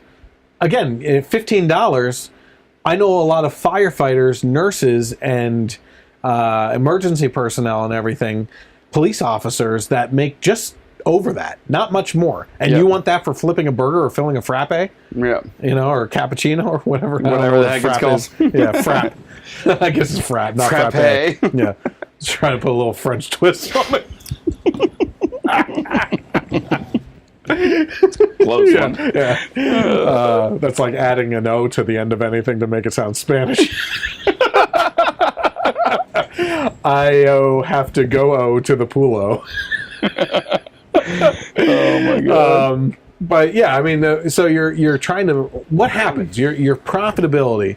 It drives me nuts. Mm-hmm. You have to think about the business side of things. Okay. Yeah. It's like you said. You were alluding to a couple different executive decisions you have to make if costs go up. If the cost of making the product goes up. If you're at Starbucks and the price of a pound of coffee beans goes up 300%, right? You're either going to substantially raise the price of coffee, right? Mm-hmm. That it's already outrageously overpriced for the taste that you're getting at Starbucks. Yeah. Or you're going to have to start also cutting employees, right? So that's one angle, is just the product alone, and hey, I worked in commodities. If there's a drought or a flooding in any of these areas, coffee bean prices go up quickly, very quickly. Okay, it also affects the transportation of them and everything too. Mm-hmm. Okay, so now we raise the minimum wage from, let's be liberal and say $9 an hour. Okay, you raise that from 9 to 15. Just short of doubling the minimum wage. Yeah. Well, if you're doubling it, you're probably cutting by half in regards to the number of employees that you have. Mm-hmm. And guess what? Those people are going to be overworked, and they're going to think that they deserve more than that then, too. Yep. So what's the next campaign going to be for? Fight for 30, right? Yep. And it never ends. If your profit margins keep on going down, there's no point in keeping the doors open. Yeah. And, I mean, for anyone that thinks that trickle down isn't a real thing, whenever stuff like this is imposed on businesses through regulations or anything like that, most, if not all, of those costs are either passed down to the employees or to the customers. Yeah, yeah. And, I mean, you're not affecting the CEOs. Hey, look, to be fair, to be completely fair right now, not that you should try to affect CEOs anyway. Yeah. To be completely fair right now, I'm against what Trump is doing with the tariffs. Mm-hmm. Okay. First of all, I think that the tariffs are being used in a different way than what's being presented by the media. Okay, and I think it's sneaky. I always blast my friends that are like, "Oh, Trump is being a genius because he's actually doing this in the background." I hate that. I hate that. But in this case, I think I see a pattern of behavior that's planning out. Tariffs is another word for a tax, right? So essentially, we're levying higher tariffs to places like China and stuff on their goods that are coming in. They're selling us cheap goods that we tariff, and it's only going to increase the price of the product to us. So then we end up paying more for their cheap stuff. And because of our tariffs, our expensive stuff that they buy makes it unaffordable for them. Yep. So we're screwing both ends of the spectrum on there, right? Yep. Now, if the product becomes unaffordable, then the market becomes unaffordable. Then you start seeing stock prices being affected, right? If the stock prices get affected, the whole economy gets affected. If the economy gets affected, your personal wallet gets affected, okay? So it's a big scale thing that shouldn't be happening. But I got to give him credit because I don't think that it's actually about the tariffs. I think that this whole situation between him and the tariffs in China has more to do with China's relationship with North Korea and trying to strong arm them into saying, hey, you better get North Korea, your buddy over there, under control right now. Bring him to the table and let's get some peace talks working and denuclearize these psychopaths, little rocket man over there, or else we're going to levy heavy tariffs on you, and less people are going to be buying your stuff, and you're not going to be able to afford our stuff. And it strong arms China into actually bringing North Korea to the table. I think that's what's going on because when we started doing it, North Korea suddenly switched things. Okay? And I think that it's a tool. Again, I don't like policies, laws, or things like this being levied as a political tool.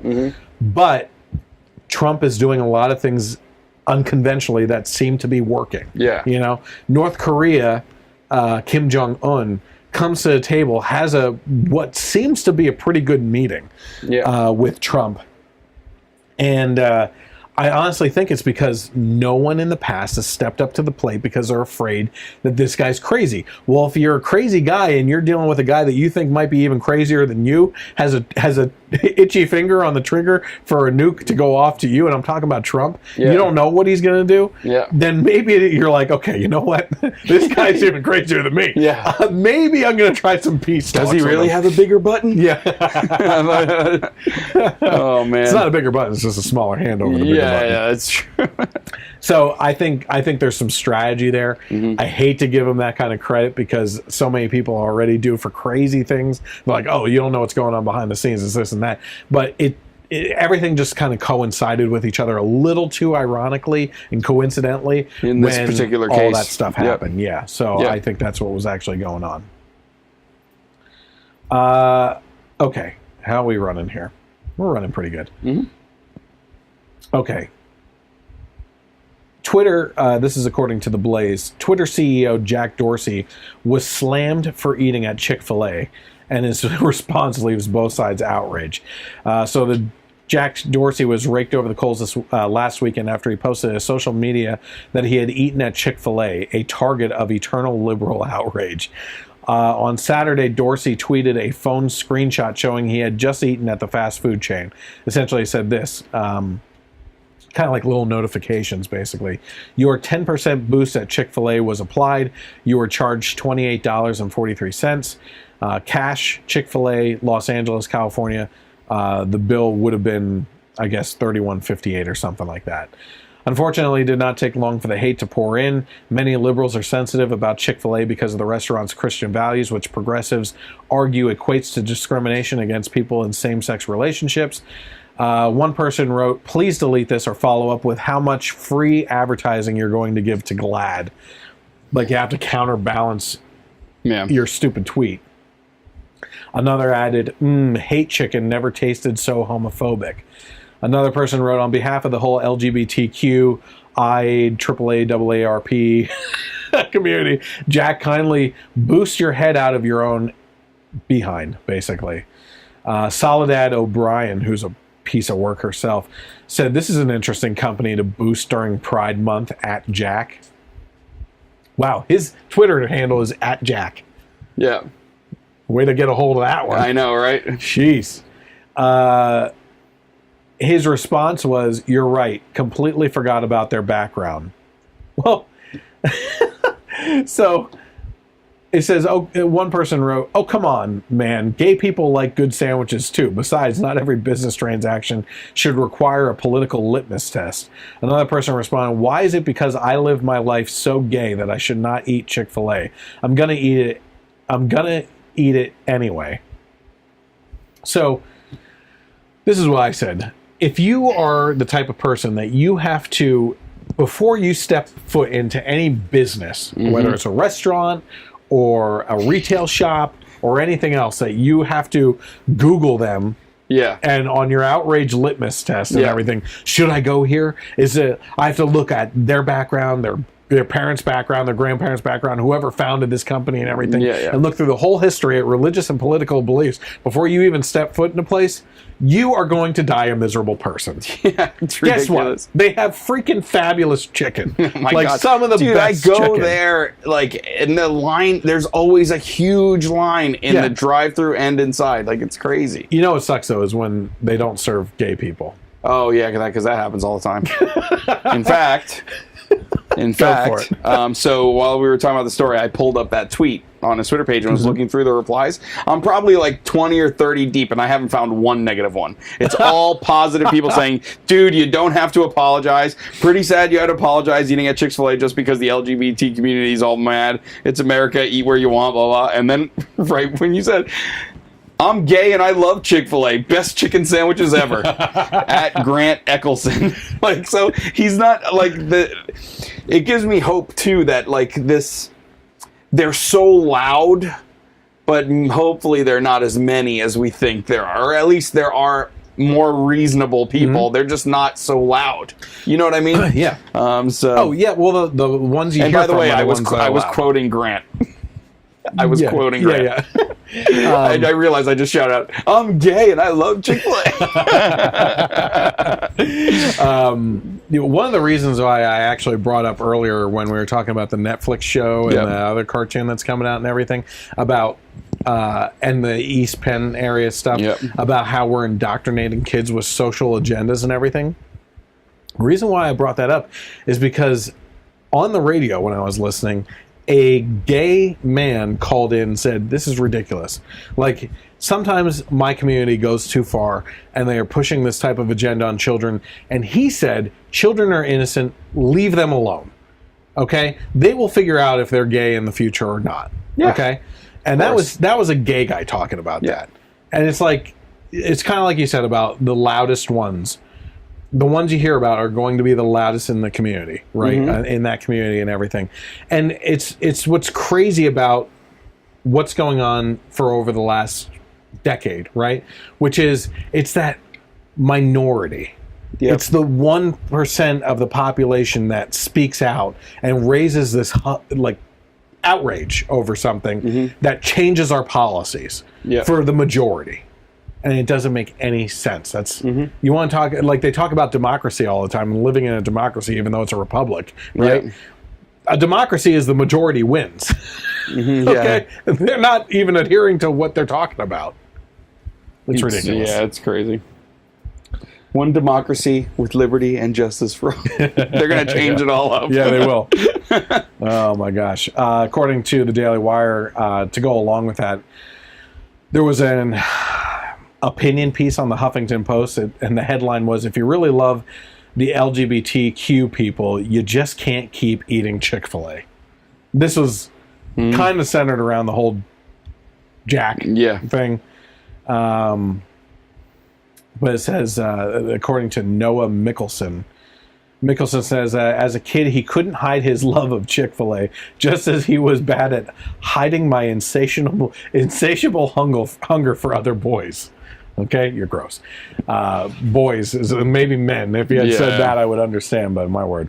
Anyway, so you can imagine how upsetting it was for me when Chick-fil-A's president, Dan Cathy, proudly came out as a homophobe in 2012 by claiming we are inviting God's judgment on our nation when we shake our fist at him and say we know better than you as to what constitutes a marriage. There was another funny Chick-fil-A comment. Okay. Even worse, the company put its money where Kathy's vile mouth was by donating millions of dollars each year to anti-LGBTQ organizations via its WinShape nonprofit organization. Now, this is an interesting thing, the way he says this, and this is always the way that they push it, that it's anti-LGBTQ, right? But in reality, it's pro-family. It's always they change the language of pro-family to anti-LGBTQ. Right? So go ahead and hit me with that. Another funny comment about Chick-fil-A. I don't let politics dictate my food choices. The LGBTQ community is free to make equally tasty and, quote, hate-free chicken. Until that happens, there's Chick-fil-A. Free range, hate-free. Another one, don't give in to these people and their complaints. I'm gay and I love Chick-fil-A. Ridiculous. Go on and eat that Chick-fil-A and post as much as you want about it. It's crazy. Yeah. You know? Yeah. Yeah, it's nuts. All right, let's get into entertainment news. We're going to wrap things up with the entertainment industry, basically, okay? Chris Hardwick. Yep. He is the founder of Nerdist. And also host of Talking Dead, Talking Bad was one that he was on, I think. Yeah, Talking Bad, Talking Saul. Yeah. So he runs awesome. a bunch of shows and everything. He's basically been stopped now because of #MeToo accusations, right? His ex-girlfriend and everything. Now, I wonder if I have the accusation here. Her name's Chloe Dykstra. Dykstra, I think is how you say it. Okay, so I don't have her exact quote on her allegations that she levied against him, but essentially she was saying that he was controlling, demanded sex, and all this other stuff, and was like very controlling of her, right? At no point does it say that he raped her. It sounded like, even though, okay, we'll get into Chris's personality, right? But it seems like everything that she said is that he was controlling and mean-spirited in some cases and demanded sex. But at no point in time did she say that anything wasn't consensual. Okay? Mm-hmm. And there's the difference, right? If he was demanding sex and then forced it upon her, then, okay, show me the evidence of that stuff. You know what I mean? At this point... In a relationship... Yeah, in a relationship at any given point, both people at some point demand sex. I don't know what you're talking about. I'm just telling you. Me and my wife are on the same wavelength. All the time. They both want to do it at the same exact time. All the time. Yeah. There's never a time where the guy doesn't want to do it, but the female wants to, or guy, whatever combo you have. Boy. But, I mean, this is ridiculous. Here's my thing. Do you watch him at all? Chris Hardwick? Yeah, I watch those shows. It's like I said online. I look at Hollywood, I look at these Me Too accusations, I'm like, yeah, I could see that. Yeah. What do you think about this? I couldn't see it. I guess you never know, but, you're right. You get a feeling about someone. Yeah, like, you look at Harvey Weinstein, you're like, yeah, he looks like a slime ball. Yeah, you expect Jabba the Hutt to come out and say, my brother. Yeah, exactly. You know what I mean? But Chris Hardwick, I don't see it. I just don't see it. I have like a visceral gut feeling that he is not this type of person. The guy that at the end of every episode, for no reason whatsoever, says, don't text and drive. Yeah. And he's married now to Lydia Hearst. Mm-hmm.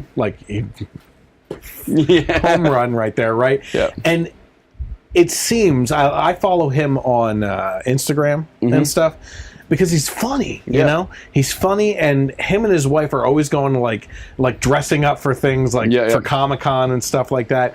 And it seems to me like he is wrapped around her finger. Yeah. Like, he is just so in love with her and is like a puppy dog to her, you know what I mean? And she came out in defense of him today is the way she put it, and said, this is not the individual. This is not... Like she said, I support the Me Too movement. There's a lot of dirtbags out there and everything, but this is not Chris Hardwick. He is not that type of person, you know?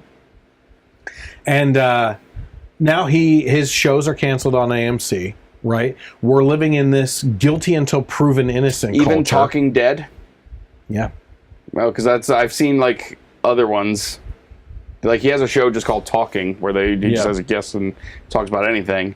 Yeah. But I didn't see Talking Dead for sure. I'm pretty sure all AMC But why would they shows keep right it? Yeah, if they were getting rid of everything. Yeah. But so pretty much abolished from Nerdist. Yeah. Like even one of the writers called him a dirtbag or something.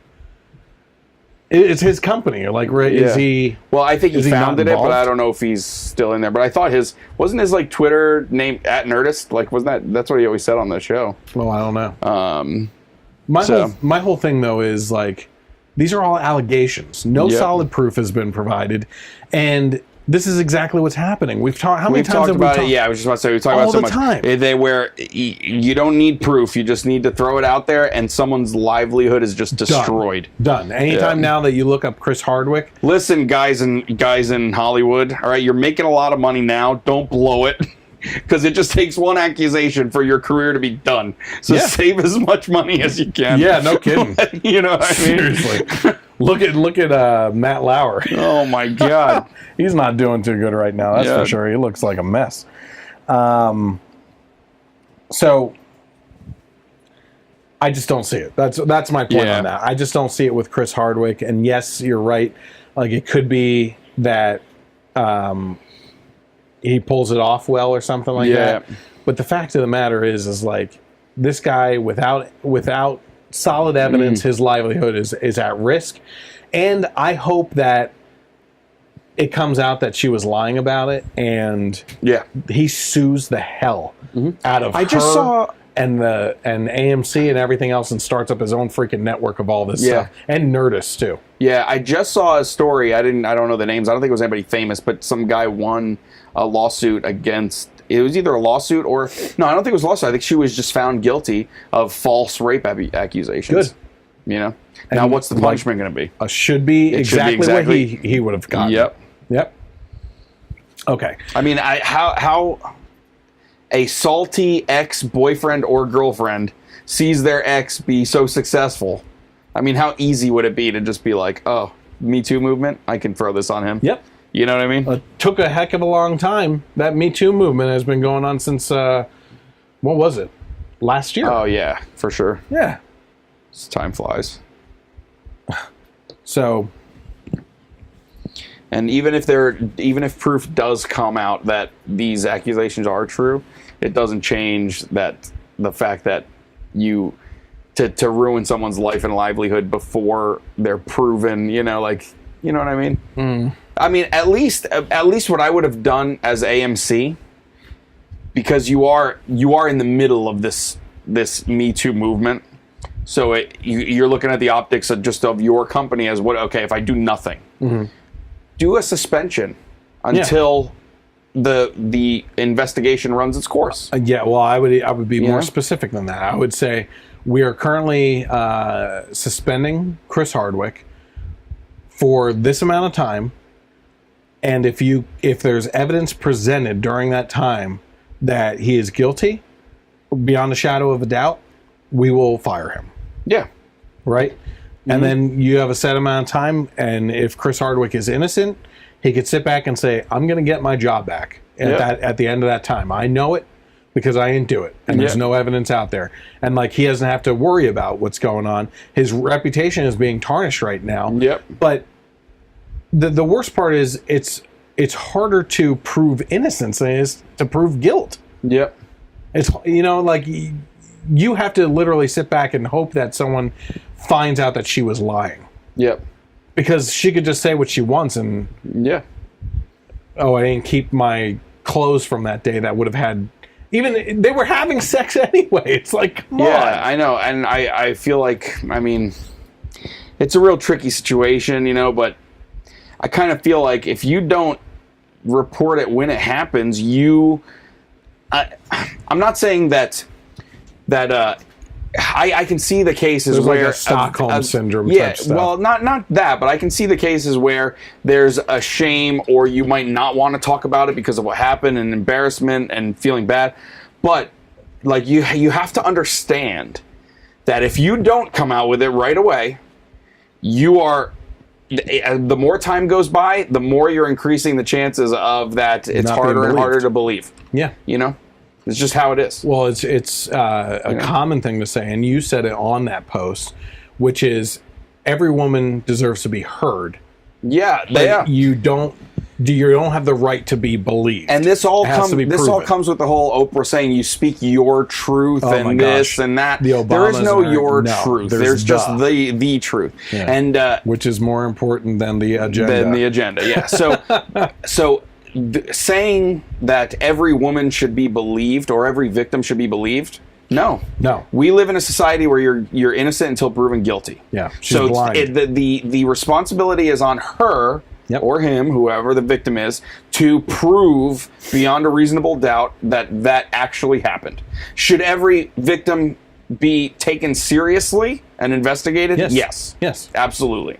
But there should be a time frame on it. Yeah, but you can't just say, oh, we're just going to believe every single thing we hear now. It's crazy. Yeah. And listen, if you're going to levy these allegations, like that time period of leeway to prove guilt could actually be very short time frame. Yeah. Because at that point, if you're levying the accusations, you should have the proof at the time of the accusation. Yeah, and if you're doing it as soon as you get a chance, there's a very good chance you have DNA evidence on you somewhere, whether it's skin under your fingernails blood, or whatever. Yeah, whatever. And for every video. Yeah, right. Who knows? But to say if what I'm saying sounds harsh or insensitive, that's BS, because every false accusation that comes out and is discovered as false is hurting real victims more than anything. Yep, exactly. So, let's get to some jerks in Hollywood. Peter Fonda, you know what he tweeted? I didn't even know he knew how to work Twitter. Peter Fonda tweets he wants to rip Barron Trump from his mother and put him in a cage with pedophiles. Yeah. Well, taken out of context? No. The brother of Jane Fonda also called for violence against Secretary of Homeland Security Kirstjen Nielsen and called White House Press Secretary Sarah Sanders a C-word. No, it didn't exactly work out for Samantha Bee either. Yeah. It says a rep for Fonda told Fox News the actor wanted to make sure that Melania and Ivanka communicate with the president the dire circumstances of separating mothers and young children. The rep added on behalf of Fonda, my response is the move was evil, same as the Pope. Okay. Hours later, Fonda released a statement to Fox News apologizing for his comments. He said, I tweeted something highly inappropriate and vulgar about the president and his family in response to the devastating images I was seeing on television. Like many Americans, I'm very impassioned and distraught over the situation because of the faux outrage of what the media is trying to put on you. With children separated from their families at the border, but I went way too far. It was wrong and I should not have done it. I immediately regretted it and sincerely apologized to the family for what I said and any hurt my words may have caused. I'm just trying to find this here. Oh man, did I open up the wrong one? Do you have his tweet? No, it looks like it's deleted from... Can you look for it on Google real quick? Exactly what it said? We should rip Barron Trump from his mother's arms and put him in a cage with pedophiles. Yeah, and his follow-up tweet was, see if Mother Melania Trump will stand up against the giant a-hole she is married to. 90 million people on the streets on the same weekend in the country. F. So this is a guy. So let me just take this in context here and say Peter Fonda is advocating for the rape of a child. Yep. That's what he's saying. Mm-hmm. That's the way I'm reading it. Yeah. Well, I can't read it any other way, I don't think, right? He wants Barron Trump raped by a pedophile. So I find that interesting. Coming from someone in an industry that's the most wrapped up in the Me Too movement right now. Right. Mm-hmm. So that's Peter Fonda. Wasn't it Jane Fonda who was like the big activist during Vietnam that was like my cursing dad the hates her sailors? so bad. Oh, she's a horrible person. Horrible family apparently. Yep. Sony Pictures, by the way, is releasing a film. Okay, so it says Donald Trump Jr. stood up for his younger brother, who is 12, calling Fonda's since-deleted tweet sick and asking for Sony Pictures to drop the actor from the new movie Boundaries, which is due out on Friday, so tomorrow. Trump Jr. also called on his followers to go after Fonda on Twitter. As an FYI, at Sony Pictures has a movie with him dropping in a few days. I wonder if they will apply the same rules to at I Am Fonda that they did to at The Real Roseanne. I have a strange suspicion that they won't do anything. Please retweet. We deserve an answer. Trump Jr. tweeted on Wednesday. Sony Pictures did not immediately return Fox News' request for a comment. But Stephanie Grisham, the First Lady's spokesperson, called the tweet sick and irresponsible in a statement to Fox News and said the United States Secret Service has been notified of Fonda's tweets, or threats in this case. Yeah, another Trump Jr. Tweet. So, I Am Fonda can suggest kidnapping and putting a child in a cage with pedophiles, and Sony Classics won't do anything. I guess if you're a liberal, I guess that's okay if you're a liberal. If you're a conservative, you'd face real consequences. Yeah. Great work, Sony Pictures. Let them know your thoughts. Yeah. So it's again the comparison of what happens in Hollywood when you have a certain agenda versus another agenda, right? Samantha Bee, all Samantha Bee and Peter Fonda. Is it Peter Fonda? Yep. Henry Fonda was his dad. Yeah, that's right. All they have to do is give a very vague apology. Sorry for saying it, and then they'll be right back to just bashing it's him really again. Sorry, not sorry. Yeah, exactly. They always put a spin on their apology. Oh, I apologize for my comments. I was just responding to these terrible images that I saw on TV. Like, just deflecting, you know? Yeah. But if you're a conservative or have any Christian or conservative ideals and everything, you're expected to be shut down. Look at Kirsten, what's her name? The Homeland Security, Kirstjen Nielsen. or Kirsten Nielsen. She's the one that was at the Mexican restaurant and was shouted down and made to leave. You know, my thought is, I've been thinking about this a lot lately. I do not want to stoop down to the vile, disgusting levels of the left and how they treat people that they disagree with. But is it time that we start doing it back?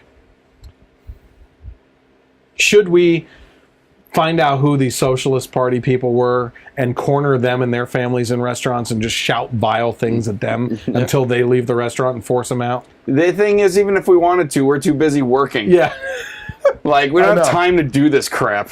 You know? We're too busy living our conservative principles of supporting our families ourselves instead of relying on the government to do it. So we don't have time to go track down these people and go protest them at restaurants. It's like I said about my liberal friend that I was interacting with over the last couple of days. Like, that's the way to do it. I give her praise. I may not agree with her on her politics and everything, but I'm praising her for the way that she's able to interact. Yeah. You know? It comes down to this. Politically and religiously, the chances of you changing someone's mind are very slim. Unless they have no experience in it and they think they know something and they're on the fence, right? So what are you doing in this case? You know? What are you looking at? So someone tweeted to Peter Fonda, "I believe you are right. Shall we form a protest?" And he said, "It's more than a protest. 90 million people in the streets on the same weekend works, but I can't be the organizer or they'll arrest me for conspiracy to commit sedition. This must be a spontaneous event without seeming to be organized by me, and we have to make this happen now." Basically, he's saying, you know, I got a vacation planned. I don't want to get too into this. Yeah. Liz, I'll tweet. I'll keep tweeting, but other people need to make this happen. If you want to go setting up a march, you know. Okay, so we're going to dedicate the last basically half hour to comparing two Hollywood people against each other and what was happening at some award shows. Okay? Yeah. So the first one we have up is Chris Pratt, who was from Parks and Recreation. Yeah. Got started there, and then is obviously Star-Lord, most importantly. That's his big break. Yeah. I feel like as far as going from TVs to movies and stuff. Yeah, exactly. So let's take a look at Chris Pratt and what he said at the MTV Movie Awards. You don't want to start with the other one? No, we're going to... okay. Yeah. All right. Let's take a look. This being the Generation Award, I'm gonna cut to the chase and I'm gonna speak to you, the next generation, okay? I accept the responsibility as your elder, so listen up. This is what I call 9 rules from Chris Pratt, Generation Award winner. Number 1, breathe. If you don't, you'll suffocate. Number 2, you have a soul. Be careful with it. Number 3, don't be a turd. If you're strong, be a protector, and if you're smart, be a humble influencer. Strength and intelligence can be weapons, and do not wield them against the weak. That makes you a bully. Be bigger than that. Number 4, when giving a dog medicine, put the medicine in a little piece of hamburger, they won't even know they're eating medicine. Number 5, doesn't matter what it is, earn it. A good deed, reach out to someone in pain, be of service, it feels good and it's good for your soul. Number 6, God is real. God loves you. God wants the best for you. Believe that. I do. Number 7, if you have to poop at a party, but you're embarrassed because you're going to stink up the bathroom, just do what I do, lock the door, sit down, get all the pee out first, okay? And then once all the pee's done, poop, flush, boom. You minimize the amount of time that the poop is touching the air, because if you poop first, it takes you longer to pee, and then you're peeing on top of it, stirring it up, the poop particles create a cloud, goes out, and then everyone in the party will know that you pooped. Just trust me, it's science. Number 8, learn to pray. It's easy, and it's so good for your soul. And finally, number 9, nobody is perfect. People are going to tell you you're perfect just the way you are. You're not. You are imperfect. You always will be. But there is a powerful force that designed you that way. And if you're willing to accept that, you will have grace. And grace is a gift. And like the freedom that we enjoy in this country, that grace was paid for with somebody else's blood. Do not forget it. Don't take it for granted. God bless you. Please get home safely. Thank you. That was something that I do consider courageous. Okay? And the reason being exactly what we were talking about earlier, which is the fact that if you are going to say something to a crowd of people that most likely disagree with you, that takes balls. Yep. Okay? He went through, and the main crux of this was conservative principles. Okay? Earn it. Yep. Whatever you do, earn it. That's a conservative principle. Charitable giving, volunteering, and stuff like that. That crosses over into both. But again, like you said, the numbers are more for us. conservative. Yeah. Do it yourself. Don't have the government do it for you. Exactly, yeah. The main portion... Don't be a turd. Yeah, don't be a turd. Definitely not liberal. And talking about bullying and stuff like that. Well, you know, a lot of people would maybe equate that to Trump, but you also look at people like David Hogg and everything. Yep. First of all, that's being a turd and being a bully. Yeah. There's a lot of stuff in there, but then the main portion of his argument is basically, hey, God is real. God loves you. I believe in God. And then goes on to say a couple more things about God and grace and everything. That's not a very popular thing in Hollywood. Yep. You know what I mean? So, he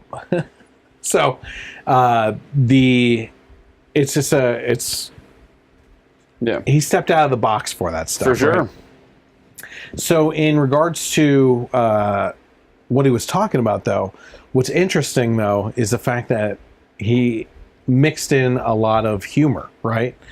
And within that humor, it got people in the crowd off of their nervousness of watching his speech, right? Mixing in that humor. And the interesting thing is the dog medicine, right? Yeah. Which is the medicine that we need is God. And he wrapped it in humor, which is the hamburger meat. So you don't notice it going down. Yeah. Right? And the poop thing was a little bit much. But again, you're making people laugh. Yeah, absolutely. I was laughing like crazy. Yeah. But did you see how the crowd reacted when he was talking about God is real, God loves you and everything? He got a lot of applause. Yeah. You know? So that was pretty interesting. Now, Chris Pratt sets himself apart in Hollywood, okay? When you have the kind of fame that he's achieved very quickly, where now you're a staple in the Marvel industry, right? You can get away with taking some of these risks and everything. He's also one that I think we've talked about before on Instagram. He carried a huge cross up to the top of his property on the hill and put it up on Easter. I think they set up like 3 crosses or something like that.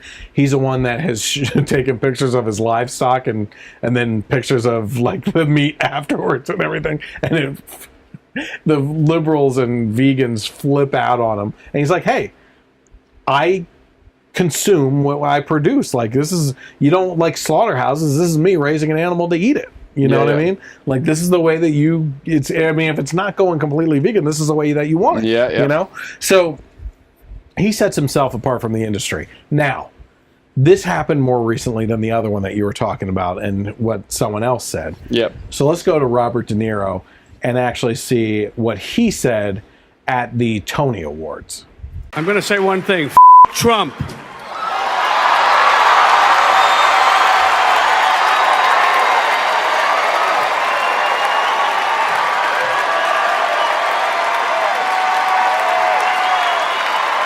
It's no longer down with Trump, it's Trump.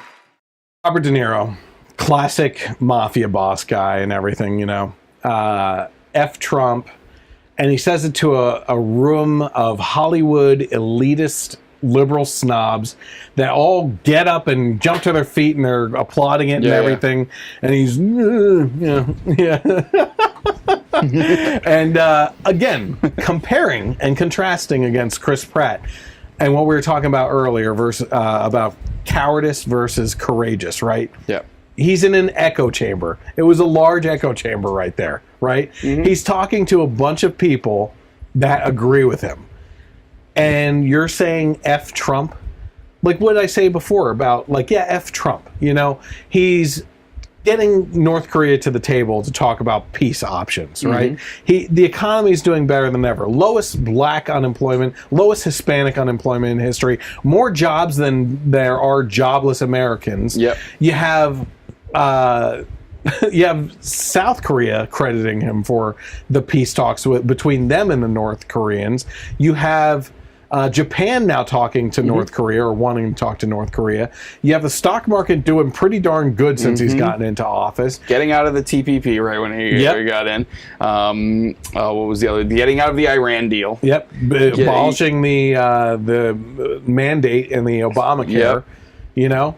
It's like one thing Paris after Climate another. Accords. Oh, yeah. Well, they hate that. But I know. it's one thing after another. It's F Trump, F Trump, F Trump for all this stuff. Yeah. In the meantime, the American citizens are looking at Trump and hearing what Robert De Niro is saying and listening to what the media is saying about how disastrous this guy is. In the meantime, they're getting more in their wallets. They're seeing great things happening. The economy's doing great. And this is my favorite. Trump is going to start World War III. But everything you see is him talking peace with other countries, the big bad countries, right? Yep. It's like the narrative is off here. I know. Okay, you're losing the trust of the people with the media and everything because what you're saying is not what's panning out here, right?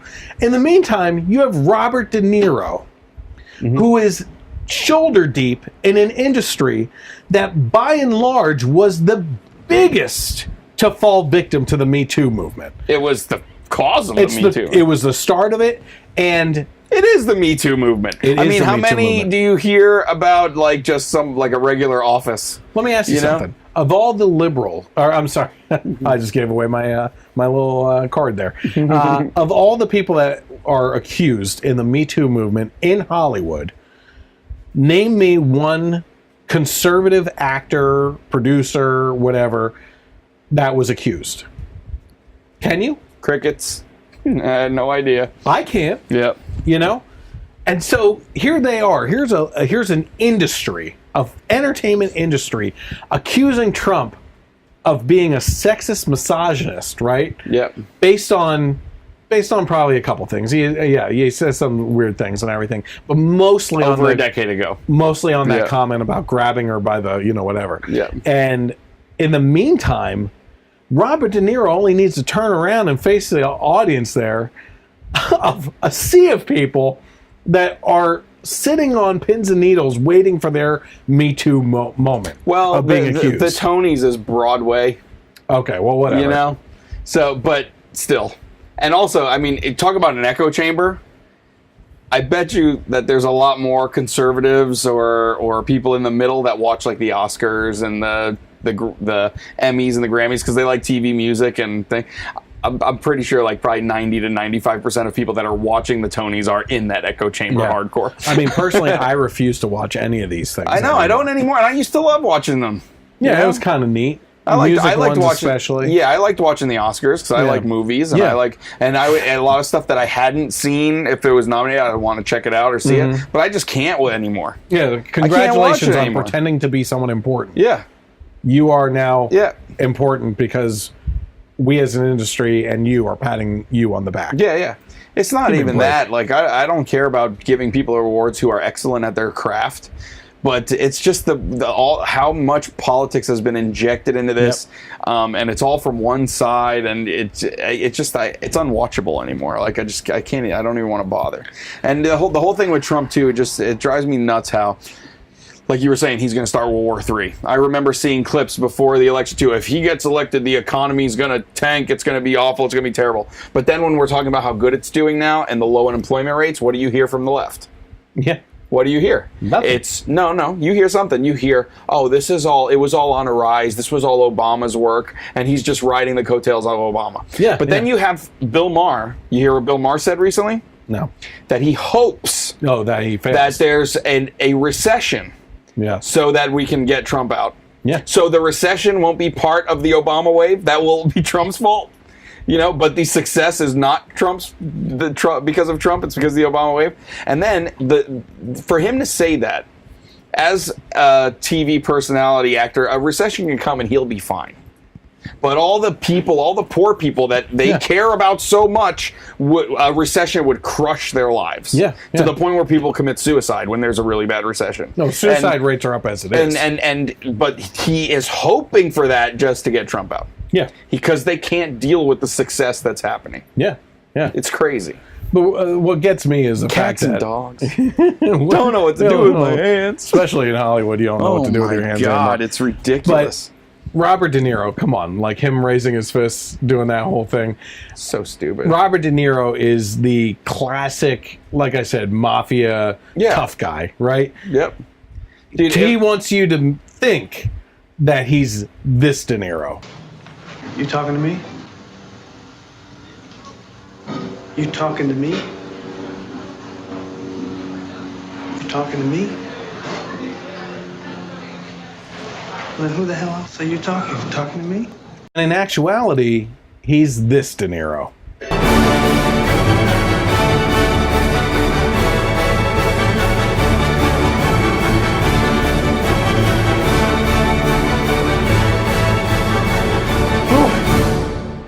When you talk about like actors that you love when they come out with their political beliefs, and you're just like, oh man, like I'll be honest, for me, he's one of the toughest ones because he's like, it's so bad, like he's so bad on the left, and he was like before his politics came out, he was one of my favorite actors. It's freaking Robert De Niro, freaking Goodfellas, the guy, like I mean.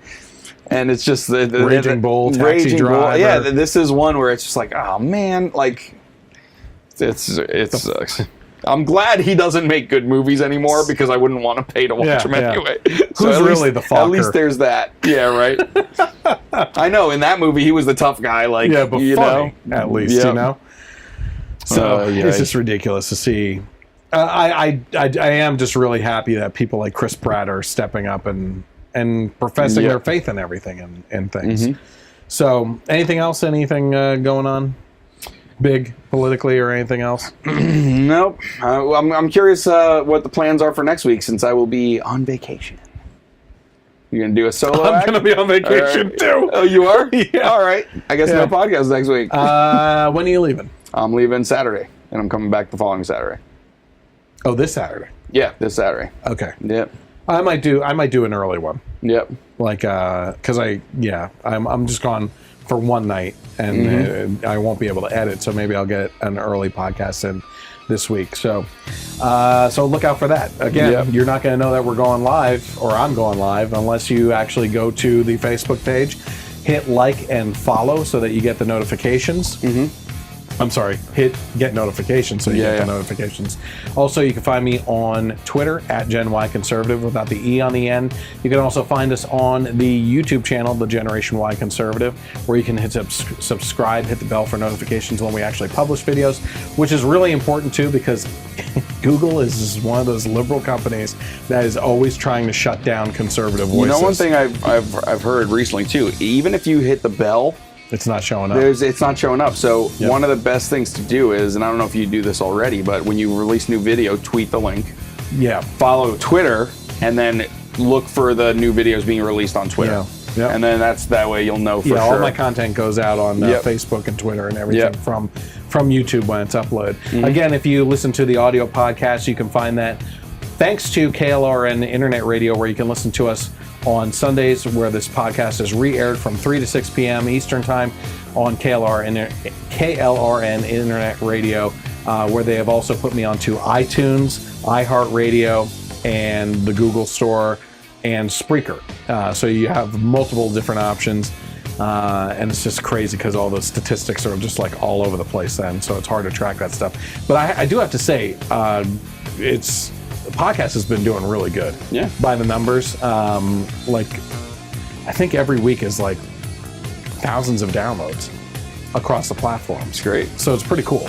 So we appreciate it. We want you to interact more. certainly when we go live on the podcast, start commenting and get involved because Mike, we finally figured out a little bit more of a setup so that we could have Mike watching the comments and we can interact and talk about you guys on the air while we're doing it. It's very new system way of doing things. Yeah. I have been trying to look things up on the fly too. Yeah, but it was really awesome. But Chris thinks that I'm like just getting distracted.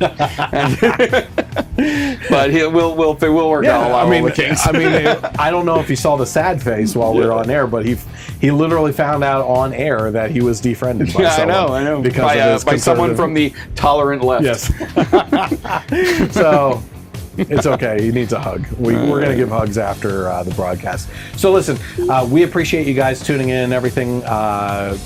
In the meantime, we'll see you next week. It'll be an earlier broadcast next week, most likely. And then we'll be back at it again the following Thursday as well. Sounds good. He's like, yeah. All right. Okay. So in the meantime, have a great night and God bless America.